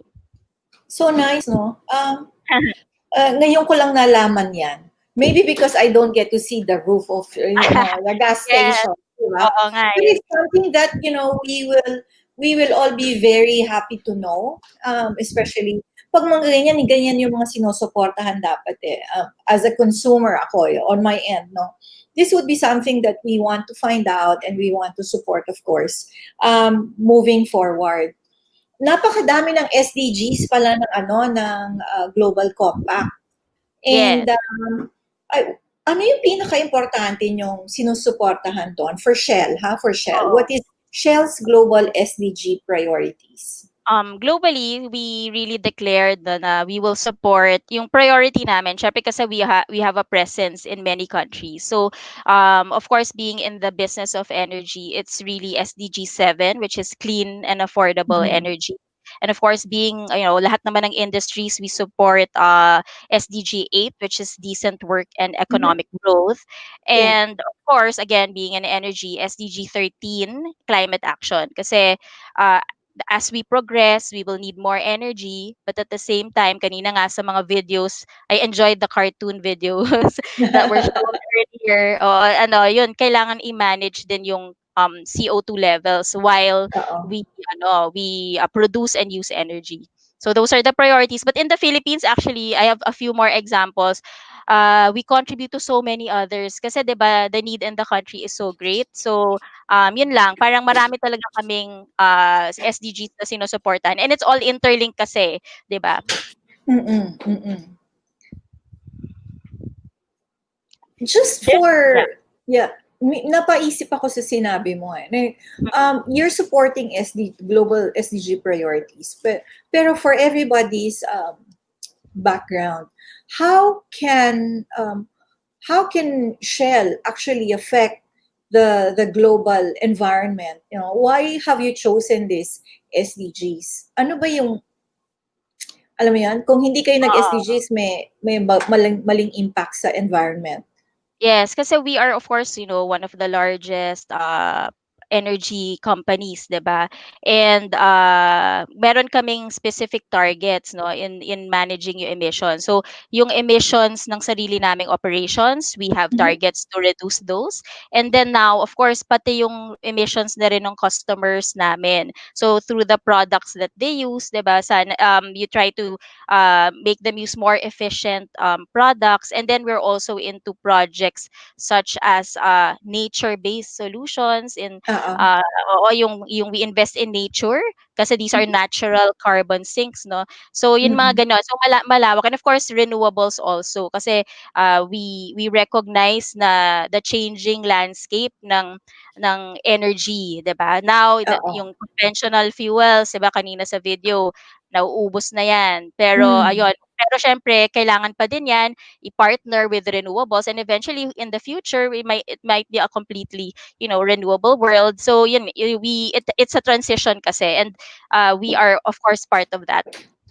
Well, nice to hear. Well, one thing I'm very interested to find out more is kanina nabanggit mo that you are supporting MSMEs during Yes. these challenging times. Can you tell us more about it? Sige, I would like to show some slides no on the MSMEs and this is really part of sharing the wider benefits. So this one is a social enterprise that we're supporting. They're called Green Ants. They developed actually Filipino to. They developed a technology to mix plastic with it's a mixture na they created and then yung eco brick na nagagamit is industrial grade and mas Mm. matibay pa siya ng konti sa conventional hollow blocks. So, as part of, sustainable and circular thinking, yung mga plastic na na-generate namin sa stasyon, like yung mga lubricants bottles Yeah. na plastic, we send it to this processing site ni Green Ants and they crush it and then they mix it nga and then they become eco bricks and we buy these back so that we can build yung mga bago naming stasyon, yung mga green sites, 'di ba? Yung mga solar roof green sites. Yung Mm. walls nun ano siya, made of eco bricks na may plastic na galing sa waste namin. So yun yung Wow. isang and then, it's ang dami niyang tahi-tahi, it provides jobs to the Mm. community. You manage your plastic waste, you get to Correct. use it for operation, so marami. And a few more in the next slide. Yon. So, there's a lot that, our company can do eh. So, since energy company kami and we operate in some areas that don't actually have energy, no? We're present there, pero sila, yung mga off-grid, hindi sila Mm. nagbe-benefit. So, we place some renewable in their area and that now nakakapamuhay na sila.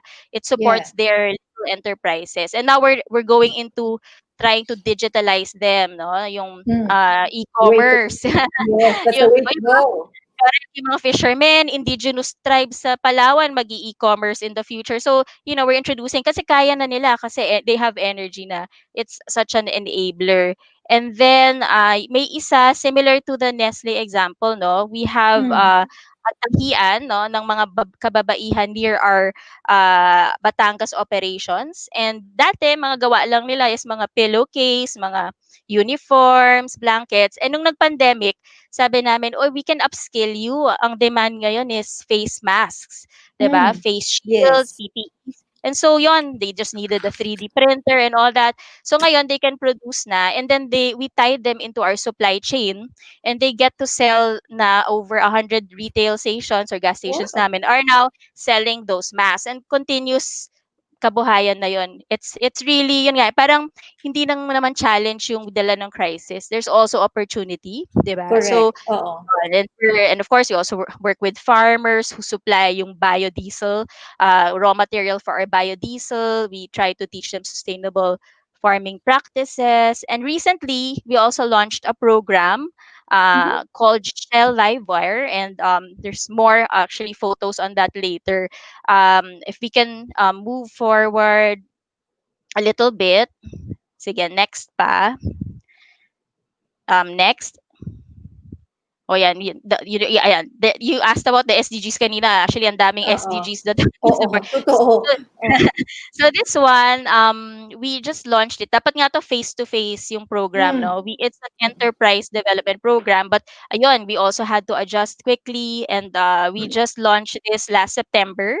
Nagkaroon kami ng pitch day. Kasi 'di ba, Oh.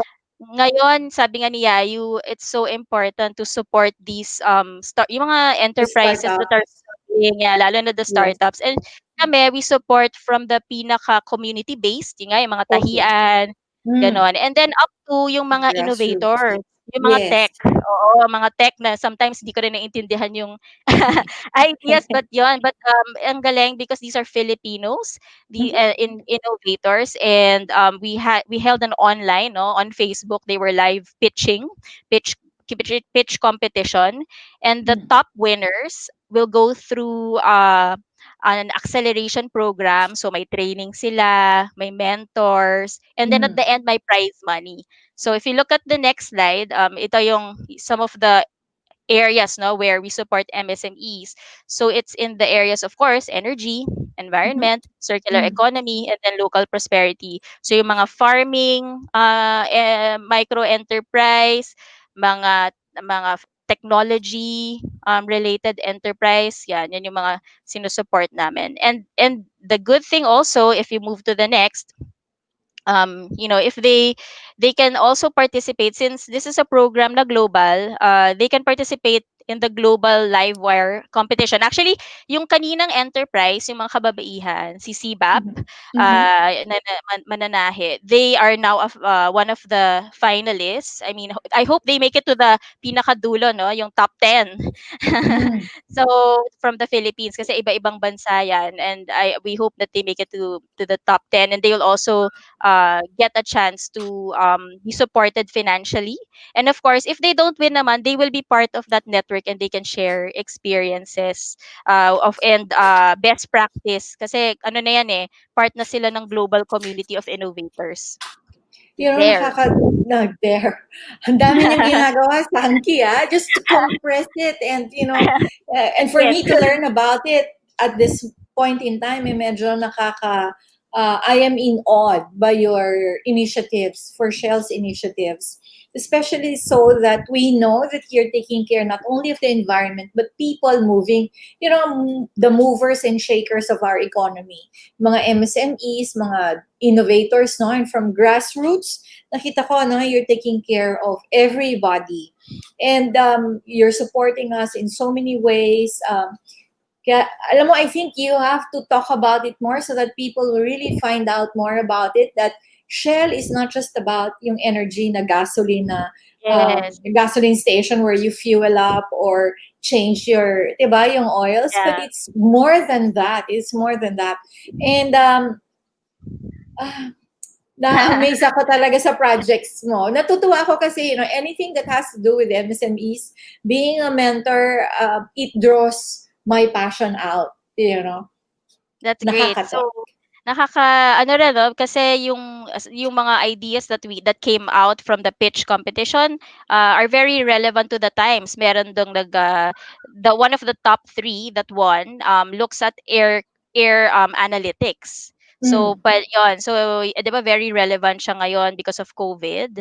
So, yon, yung device nila analyzes yung mga quality of the air even indoors and all that. So, and then yung isa about relevant to plastic naman. Parang it can replace plastic. And yung isa financial technology. Yan yung medyo hindi ako masyado, hindi ko siya, pero app-based siya and it can do so much even for small businesses. So, these are very interesting innovators and hopefully they can create an impact to communities and to the Philippines in general. So, well, ang dami namin natutunan and alam ko maraming interested to be involved in your initiatives or even to join yung mga pitches mo. So you might want to call for an engagement to the people and to the audiences listening. Sankie?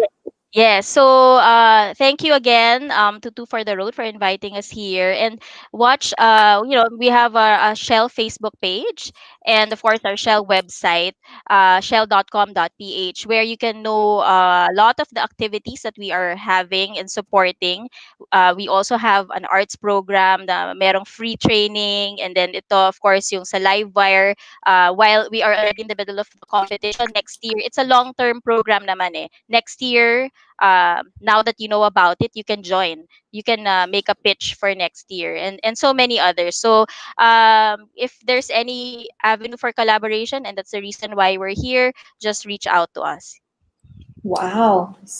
Asan si Rolly? Yun, Hi. ang aking anchor. All right. Nakakatuwa, no, Rolly?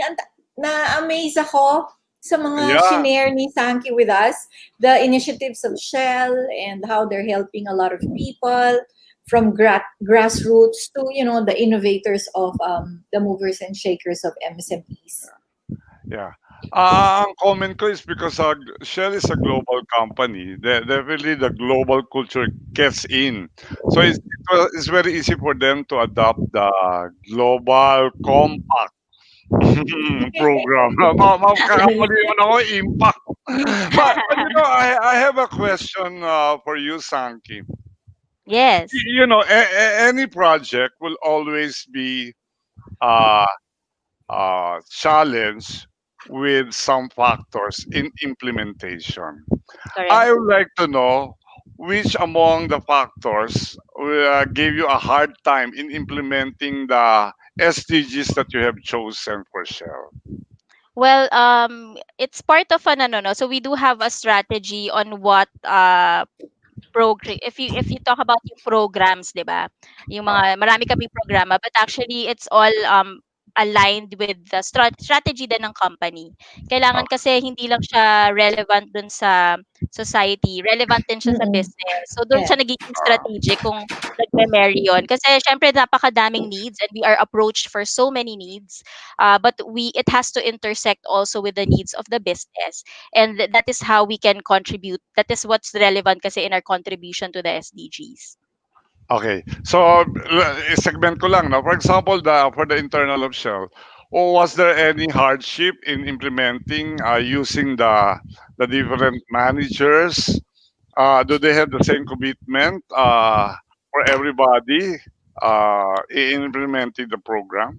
Syempre maraming growing pains, 'di ba, when you start implementing. Oo, and of course when we go to a community, we ask there for their needs, 'di ba? Hindi kami nag-i-implement na yung gusto namin pero hindi naman nila gusto or kailangan. So dapat pareho siya. Relevant sa amin, relevant sa community. And then syempre there has to be trust with the community kasi kahit na you mean well, you want to do, you want to invest, maglagay kami na access to energy sa inyo. Kailangan pa namin of course magpaalam sa tribal chieftain, for example, mga ganyang bagay. So there has to be trust and there has to be partnership yun, with the community and of course the local government. And of course measurement is always important to see na what we aim to achieve, we are able to deliver. Oh, okay.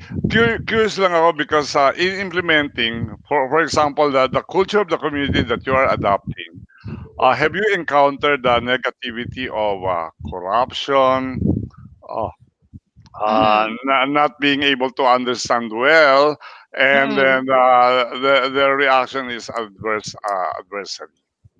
Well, part kasi ng core value namin is, integrity, 'di ba? And yung aming principle is really governance and, to be above board on ethics and compliance. So, in other words, we can parang that is the when we go to a community, they get to learn na okay, Shell is does not engage in dealings like these.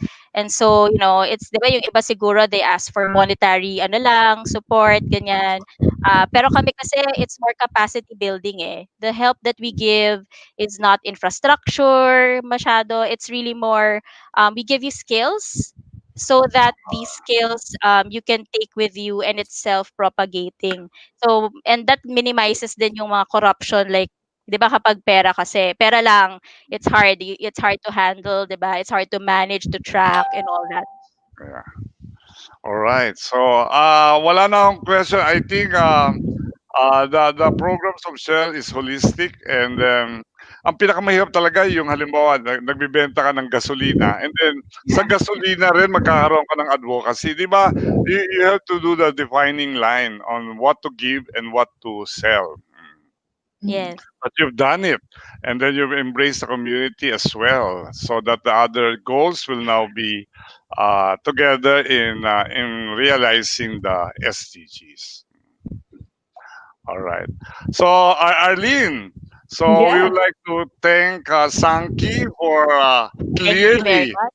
declaring on how this global compact. Maigat ako eh. Lagi ako nagkakamali.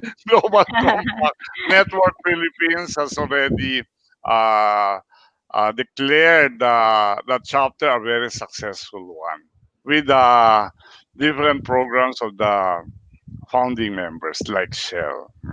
Thank you. Yes. Thank you for inviting us. Salamat. All right. So, syempre, kailangan makita naman natin yung isa pa.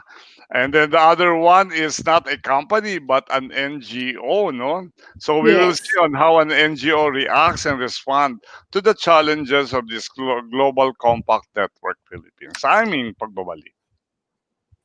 We'll be back shortly. This is Two for the Road. Two for the Road. Only here on V81 Radio Worldwide.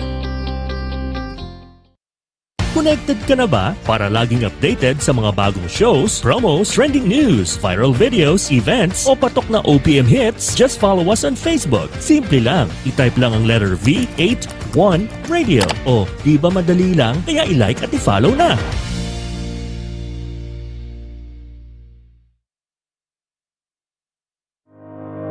Narito na ang programang tutulong sa mga startups sa Pilipinas. Startup Nation! Magbibigay ng mga patnubay at gabay at magsisilbing tulay sa mga importanteng tao para ang isang startup ay magtagumpay. Startup Nation! Pinangungunahan ng mga taong puno ng karanasan sa mundo ng startup, akademya at negosyo. Winner B at Dr. D at ang mukha at boses ng mga millennials, si Chris Taker. Startup Nation! Startup Nation! Tuwing linggo, 10 a.m. Philippine Time. Dito lang yan sa V81 Radio Worldwide.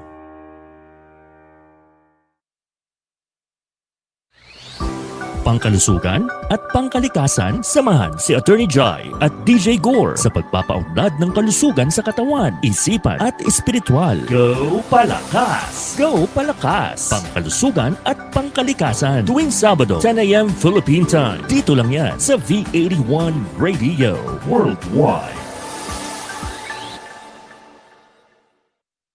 Now back to Two for the Road. Two for the Road. Only here on V81 Radio Worldwide. Okay, we're back, Arlene. At syempre, papakilala mo naman yung the other kind of organization, the NGO, on how they Correct. respond to the GNP. G Global GCNP. All right. Take it away, Arlene. Thank you, Rolly. Our next guest is a public health physician with 4 decades of project work integrating global health with other development sectors in several lowland, middle income countries settings in Asia, Africa, Latin America, and Eastern Europe. He has a BS zoology degree from UP Diliman, an MD from UP Manila, and a Master's of Public Health from Harvard. He has managed or supervised child survival, HIV, AIDS, primary healthcare, and integrated projects. He was a director of international health programs at World Vision International in Washington, D.C., a vice president of programs at International Aid in Michigan, and a family health team leader and senior public health advisor at USAID Philippines prior to joining International Care Ministries as institutional partnerships lead and then as president. He returned to the Philippines in 2014 after working 33 years overseas. Since then, he has worked on responses on crisis, poverty reduction, and advocacy to eliminate extreme poverty through the SDGs. He currently chairs the Health Cluster of Zero Extreme Poverty Philippines 2030 and sits on the Board of Trustees of the Global Compact Network Philippines. Ladies and gentlemen, the President of International Care Ministries Foundation, Dr. Milton Amayun. Good afternoon, Doctor. Good afternoon, Arlene. How are you How are today? you? How are you? Oh, thank you for for gracing our show, and we know that you have so many things to do. No, before anything else, would you want to greet the audience? Sure. Good afternoon, everybody. It's a pleasure to represent International Care Ministries and Global Compact Network Philippines in this program. I was very impressed by the opening prayer because we are a faith-based NGO. Sabi ko, believe naman ako dito, holistic talaga. May spiritual component. Yes, yes. And it's actually one of the things that I really love about the show also. It's really a faith-moving show. Yeah. I agreed with, sabi ko, ang ganda-ganda ng prayer na nag-introduce ng program ninyo. Thank you. Doc, you have a video for us, right? I'm sorry? You have a video for us before we go through the discussion. You've given us a video. All right, Yes, Tech, yes. can we play the video from Dr. Milton, please? My son died when he was 3 years old because he drank dirty water. He never recovered from diarrhea. Sometimes I can't provide for my family, and my children have to go to bed hungry. Some days I cannot go to school because I have to take care of my siblings. Our roof was ripped off during the typhoon. My whole life I've been a fisherman, but now it's so hard to catch anything. We have to go farther to find any fish. I have to send my kids to school with no breakfast. My daughter has a high fever, but I have no money to bring her to the doctor. We were forced to move out. We of work our so home. hard, but the wages are not enough for my family. I want my daughter to go to college. Poverty isn't simply a financial problem. It is a life of exclusion. Exclusion from healthcare, from education, from social connection, and from opportunities to earn and save money. At International Care Ministries, we are focused on bringing lasting transformation to those living at the absolute bottom of the economic ladder. Since 1992, ICM has been reaching the ultra-poor in the Philippines. Our Transform program combines training and resources and is run through partnerships with thousands of local churches. Once a week for 4 months, Transform delivers hope. Hope starts with the heart. The values training strengthens community and builds love, trust, and self-worth. Today, our topic is forgiveness, and we are going to discuss how we reconcile each other's differences. Hope grows with opportunity. We teach participants how to start and grow a micro-business and to save money as a group. This week, we started to learn how to make a vegetable garden. In 4 months' time, participants will have their own organic vegetables that they can both sell and eat. Transform also addresses participants' physical needs through training and treatment. The health curriculum covers nutrition, disease prevention, sanitation, and childhood health. Now we are learning about safe pregnancy, and we are also screening all of the children so we can treat anyone who is malnourished. The last component of HOPE is education. Volunteers train parents to teach their preschool children at home and get them ready to enter public school. With me is Riza. She's using these flashcards to teach simple math and the alphabet. Through its holistic approach, Transform provides not just training but also resources for participants to grow in every area of life. Communities graduate from Transform after 4 months, but that's just the beginning of their journey with ICM. The group elects their own local leaders who stay in touch with ICM every month for further training and opportunities. From their collective savings, which have grown over the past few months, the group now has a pool of capital. Many people have savings for the very first time in their life. They now have the opportunity to start their own business, a group enterprise, or both. Transform runs in thousands of communities every year. It's scalable, reaching the remotest communities. It's effective with measurable impacts. And it's efficient, costing just over $10 per person. Transform has impacted more than 1 million lives, one person at a time. With my savings, I rebuilt the walls of my house. I opened my own store. I have savings for the very first time. Now we have a water pump. We renovated our home. I have 4 different businesses to support my family as well as the studies of my children.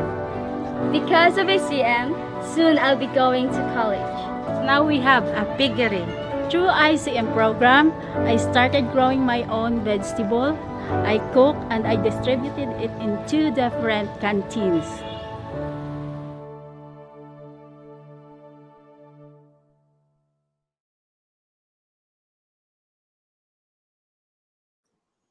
Wow, Dr. Yeah. Milton, I'm so touched. Every time I see videos like that, hope that transforms, really transforms lives. Nakita ko yon. And, it's so vivid to me and to a lot of people that this is the exact example and visual of teaching them to fish and not just giving them the fish. Yeah, actually, that's the first thing that we have to do with the target group that ICM focuses on. Dahil we do not only target the extremely poor, we target the ultra poor. Ang ibig sabihin nito, kasi yung extremely poor, yung kanilang income per person per day is $1.25. Yung amin, they survive on 50 cents per day per person. Wow. So many of them don't eat dinner twice a week.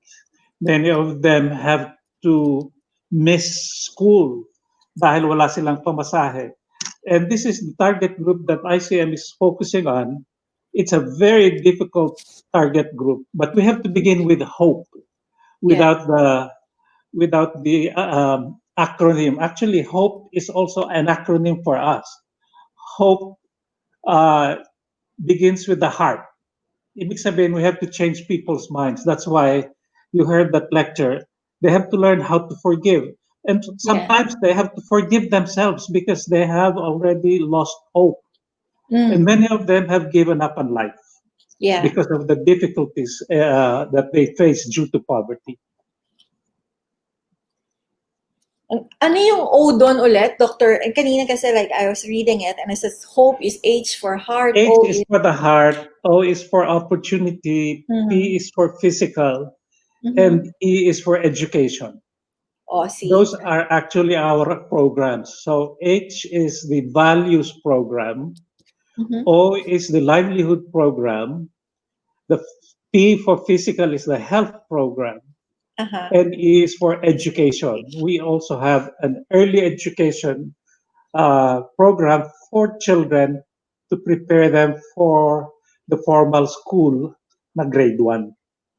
Oh, was it difficult, Dr. Milton, for an NGO to really join, the Global Compact Network Philippines, especially so in being one of the founding members?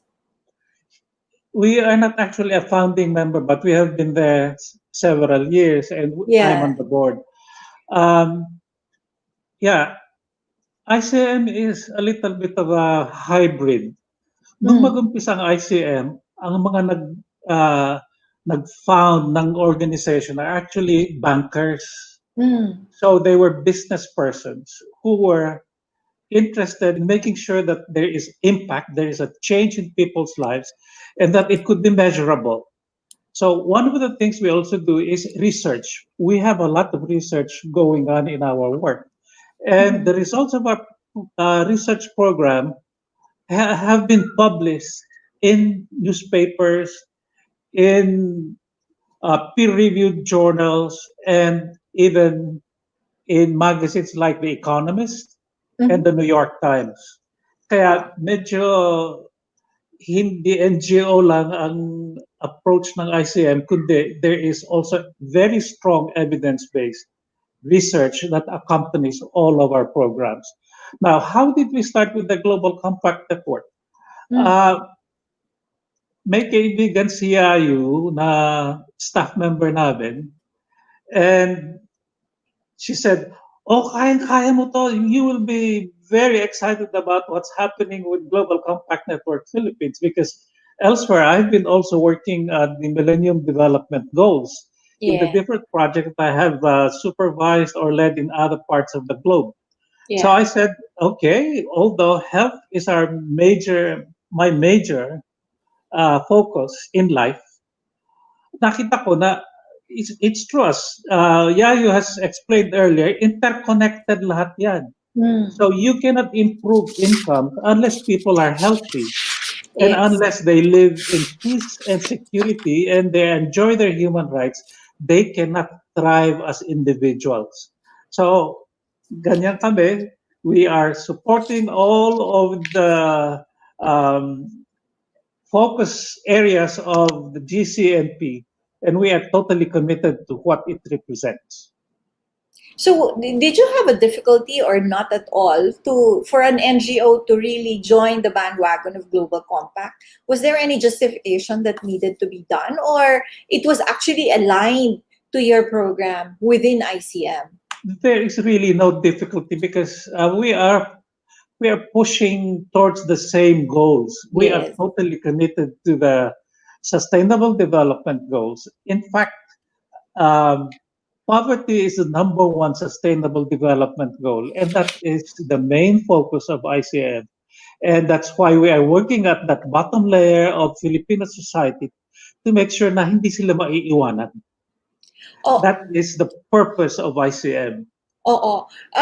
Can you tell us more about ICM's sustainability approach and the SDGs that you are prioritizing? I know you've mentioned one already, but are there more? Okay, yes. Second one is health and well-being, which includes our health to mothers. Kasi dati-dati maternal health yan and child survival, HIV/AIDS, naging health and well-being na lahat yan. And we have actually quite a bit of focus on making sure that there's child survival, children grow up well, and we also have medical program. Ni-screen namin yung mga kailangan ng surgery or additional diagnostic assistance or hospitalization. We find the money to help them as well. And then there's another SDG, which is nutrition, zero hunger. We spend about 40% of our budget on feeding programs. Hindi natin alam siguro that 1/3 of Filipinos are stunted. Ibig sabihin, bansot. And then about 8% of Filipino children are wasted. Ibig sabihin, payat, undernourished. So we try to focus some of our resources to make sure that paglaki nila, hindi sila stunted, hindi sila wasted. And there's also something that we have to remember. Children have a window of opportunity to develop their brains only during a certain period in their lives. Yung tinatawag nating first 1,000 days. Pag hindi na-develop yung brain nila during that time, you can forget yung ating nuclear scientists or rocket scientists because the brain did not develop. And we have found out through research also from the data of Save the Children, for example, na millions, hundreds of millions of dollars ang nalulustay because children cannot achieve their full potential in school and in their employment. So we spend quite a bit of money and resources for the children who need to have enough to eat during their early years in life. And then we also have, I mentioned our health programs, I mentioned our values program, education. We focus on children before they start the formal school system. Ibig sabihin yan, yung mga bata kasi pag hindi sila ready for primary school, hindi sila nag-kindergarten, walang tumutulong sa kanila, ang kanilang performance at school will be very poor. Ang nangyayari, ginagawa namin is that we teach both the mother and the child. Kasi yung mga parents din nila, hindi rin nakatapos ng elementary school kung minsan. The poorest of the poor in the Philippines have not really attained an adequate level of education. So we teach both the mother and the child. And the mother becomes the first teacher for the child. So pareho silang natuto. And the mother then helps the formal school system to teach the child what is what they both learn sana. Pareho na silang natututo. Wow. May tanong ako, Doc. You know, you currently head the health cluster of zero extreme poverty in the Philippines. No, is this related to Global Compact or is it another one? It's another. It's another group. Network. Okay. It's another network of many NGOs. Okay. NGOs. Yeah. So I wanted to find out how did you reach out to this poorest of the poor, ultra poor, especially during the pandemic? Firstly, we had to have information coming from the grassroots. And then we had to process that information. At ito na naman, ang lumabas is that people were saying, hindi kami mamamatay sa COVID, mamamatay kami sa gutom. So hunger was the main problem during the lockdown. Hunger was the issue na nag-preoccupy sa mga households. So what we did was, we distributed food. Buti na lang, we had stocks because we import fortified rice from the United States. And we also had a donation from the Department of Health ng ready-to-use therapeutic food for malnourished children and ready-to-use supplementary food for children who are vulnerable to become malnourished. So putting all of these resources together, we were able to reach thousands of families. Nearly 20,000 children were assisted, and more than 11 million meals were given out during the recent lockdown. What we are trying to do right now is to obtain additional resources kasi nakikita namin that hunger is not going to be alleviated quickly. We added another strategy, which is to distribute seeds, vegetable seeds. And after 3 months, for those who planted those seeds, nag-harvest na sila. Hindi na sila nagugutom dahil nakita nyo yung strategy namin. We even use plastic bottles to plant pechay, to plant okra or plant um, eggplants and different kind of vegetables. Ampalaya, they grow in the plastic bottle. So some of these participants in our programs, meron silang mga vegetable gardens made of plastic bottles sa kanilang fence. And it's Oh, a this very nice sight to see pag nakikita mo na they are green. really using the resources that we are giving them. That's something nice, no? It's good, especially so that in this day and age, and because of the pandemic also, people had learned how to do urban farming. And Correct. that you're supporting that. So, hindi lang ultra poor or urban poor, but even yung mga iba, no, who has the luxury of, let's say, a backyard, are also now learning to adapt into this pandemic by being able to become sustainable in their own backyard, no, planting yung mga ganyan, yung mga lettuce, eggplants, and that is something nice also. So, hindi lang siya ngayon, dati kasi parang fad lang yan or trend lang, but a lot of people have gone into that. A lot of people are pushing, together with you, no, Dr. Milton, that a lot of people are pushing for urban farming so that people will have their own sources of vegetables within their own backyards. Yeah, you can have a garden without really having a lot of land. Creative gardening, backyard gardening in the home. Kaya even people who are living in the slums, kung meron silang fence na pwedeng gamitin, they can have a backyard garden. Wow. So you were saying kanina, no, as an NGO, Dr. Milton, you have provided more than 11 million meals, and I know that it's was it difficult to get funding or resources for you to be able to support, yung mga adhikain nyo and yung i-reach nyo for now? And I would like to make this time for you to reach out and call for an engagement, because I know at this time in the age, no, a lot of people also would like to help. So you might want to take this opportunity to call for engagement and support from our televiewers. Yeah. Alam mo, Arlene, it's like a treadmill.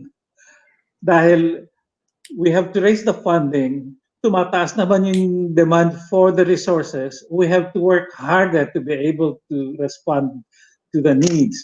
So we have a team in the Philippines, we have a team in Hong Kong, we have a team in the US, we have a team in Australia, we have a team in the UK, raising funds for the Philippines. In fact, on October 9, we have our annual banquet in Hong Kong. It normally raises about 1/3 of our expenses during the year, but this year it will be a virtual banquet. So there will be tables here in the Philippines, there will be tables elsewhere, but the program will come out of the convention center in Hong Kong, virtual pa rin siya. Yes. So we welcome resources. We have very good partners who provide some of the funding that we need. We are always looking for new partners. Yes. And some of the partners that we have actually are within Global Compact Network. Some of them are the Zero Extreme Poverty. Some of them are the bankers in Hong Kong and bankers in Australia. And we look forward to having more so that we can respond more. For example, the budget during calendar year 2019 was a staggering 446 million pesos ang aming budget na ginasta. And for the next fiscal year, it will probably be around 700 million pesos. Alam nyo, Doc, diba, no, with the pandemic, yung ultra poor natin, yung number nila lalong lumalaki. So it would be good if other people would support you so that you would be able to have new partners, and we find it also as our Christian duty. If you have food to eat, share it, diba? And gagastos ka rin lang naman eh. Why not share it for a group partner with a group who will ensure that this would be given to the right people. Tama po ba ako, Dr. Milton? Yes, we welcome anybody who is willing. We are on Facebook. We are on. We have an office here in Pasig, and you can always Google International Care Ministries. We have quite a few items on YouTube as well. And we would like to invite also anybody who wants to see our programs. We are in 1,500 communities every year. And we have 12 bases in the Visayas and Mindanao. And anybody who wants to see how we do it and learn or support, we welcome you all. In fact, Yeah. ang programs namin dito sa Pilipinas is being replicated now in Uganda and in Guatemala this year. All right. Wala akong masasabi kundi wow, magnanimous. I just have a question, Dr. Milton. Yeah. Well, how do you see is the ending of this sustainable development goals? What will be the ending of this? Wala siyang katapusan or it will now go to the next level? I think ang katapusan nito, Rolly, is that there will be reduction in the number of extremely poor people. Ang nangyayari kasi parang walang katapusan kasi after they set $1.25 for the extremely poor in 2000, the year 2000, ngayon ginawa nilang $1.90. Okay. Now, that's the threshold of extreme poverty. Now, before the COVID pandemic, may balak sila to set the threshold at $5 per day. 5. So the standards of living are going up kasi, and we would like to have more people enjoying life and not simply surviving. Yeah. So there was a plan na ginawa na itong $1.25 to $1.90 per person per day. And at one point, wala na akong narinig recently because of the pandemic dahil mas maraming bumaba ang kanilang income. At dumami yung mga malnourished. Yeah. In fact, there was a recent research na globally, the number of malnourished children increased by 13 to 20% during the pandemic. So, hindi muna itataas yung threshold to $5. We have to work double time to make sure na yung nawala ay aangat uli. So that is the strategy that we have to focus on at this point. Yeah, the pandemic really gave us so many setbacks. And then instead of positivity, so we're now trying to eliminate the negative ones and then help ourselves get back and bounce back to where we belong and then to where we are, and including that positive feeling inside us has to be regained. All right. So, well, first of all, I think your projects are really sustainable kasi dugtong-dugtong siya, di ba? So for every one isang project, ang dami niyang hagip. And then you are multi-area because you've exported it already to Africa, as you mentioned. And we will try to be with you, Dr. Milton. We'll Thank try to you. make Osyoso, and then we'll try to be engaged and to belong. Yes. Thank you. Thank you for joining us in this unfinished agenda of reducing poverty in our country. Marami pang Pilipinong ultra poor. Yung ultra poor talaga is lowest level, 50 cents per person per day. Okay. So I think we would like to help, and then in that case, we will see you and we will reach out to you after this episode. Thank you very much for having us in this program. God bless. Maraming salamat din po. Okay, Arlene, so we shall have our last break and then tatawagin na natin lahat. Okay, for the Yes. last break, we'll have one commercial. We'll be back shortly. This is Two for the Road. Two for the Road. Only here on V81 Radio Worldwide.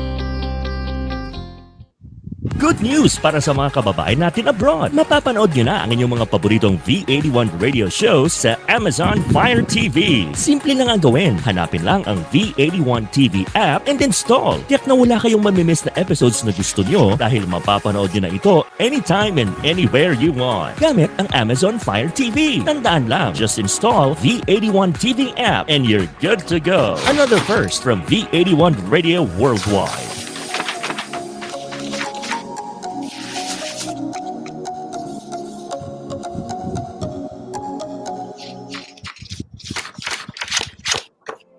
The program that puts together industry and business leaders, their organization, company, and brands in an optimal showcase of information for business impact and exchange. This is Talk Shop Asia Global USA Edition. The Scalable Business Exchange Program and Platform. Hosted by global business leader Rosario Kauhukum Bradbury. Live in Southern California. Together with the founding anchor, business and transformation mentor Rolly Pagaspas. Live in the Philippines. Talk Shop Asia Global USA Edition. Tuesdays at 7 p.m. California time or Wednesdays at 10 a.m. Philippine time. Live in all digital platforms of V81 Radio. Available everywhere. Talk Shop Asia Global USA Edition. Only here on V81 Radio Worldwide.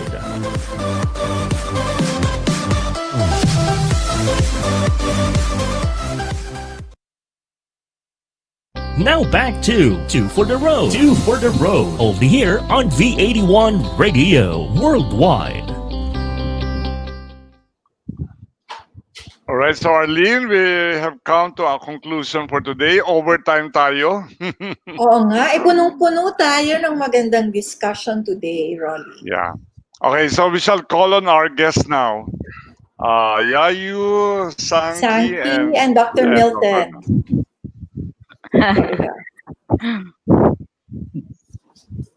Okay. So, dapat sana magkakaroon pa tayong panel, pero I think I will just ask for your last words, your takeaway to the general online public. Unahin natin si Yayu. Okay, first of all, I'd like to thank again Rolly and Arlene and Two for the Road for making us guests and to speak about our sustainable programs and our advocacy. And we would like to call all businesses, just like you and Global Compact, all businesses, so that we can unite together and build better businesses and help our MSME. Thank you very much. All right. Thank you also. We shall be with you in those workshops and summit. Summit. All right. Sankie.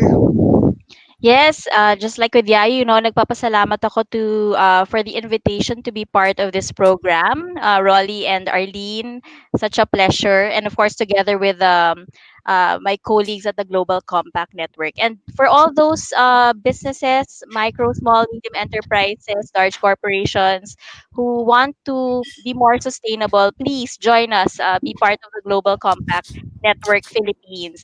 You're never too small or too big to be part of this.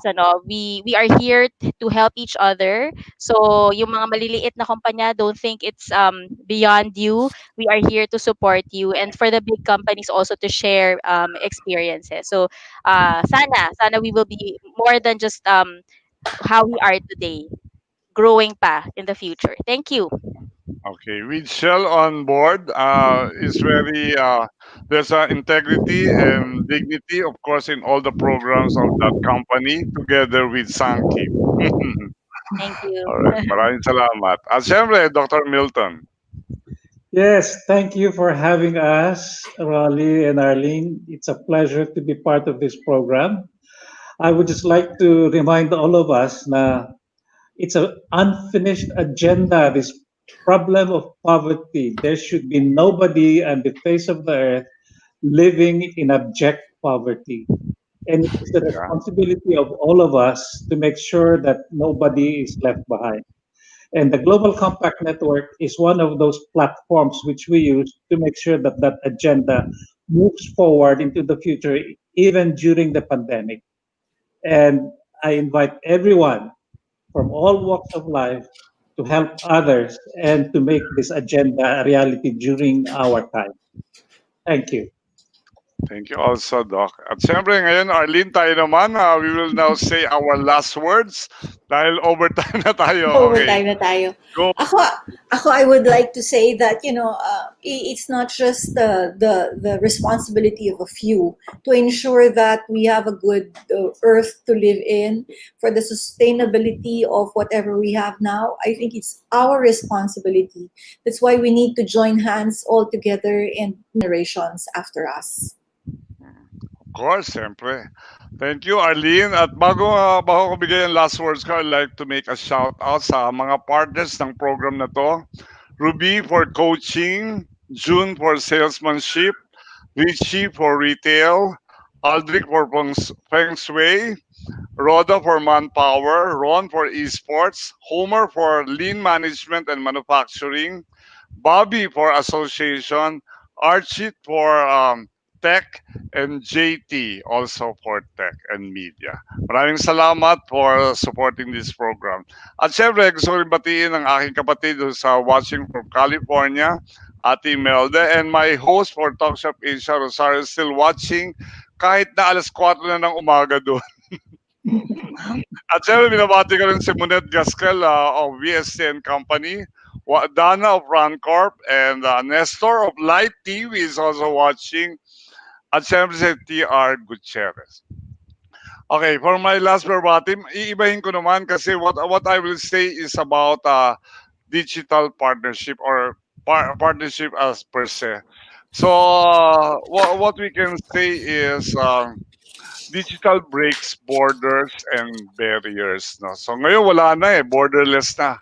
But to get engagement after entry, necessitate decorum, immersion, and being trustworthy. Parang sa Global Compact din.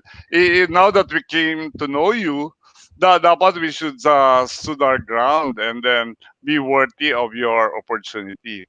So we have to be exact in choosing our partners, whether in internal management, suppliers, customers, or audience. Business life is meant to be won and to be led happily. So, dapat wala kang fear. Kasi sa business, ang dami nating fear eh. Baka dadayain ako nito, baka mamaya iisahan ako, di ba? Yeah. So, sabi nga nila, business or friendship, as they say, is mutually exclusive. But I believe it can be achieved together.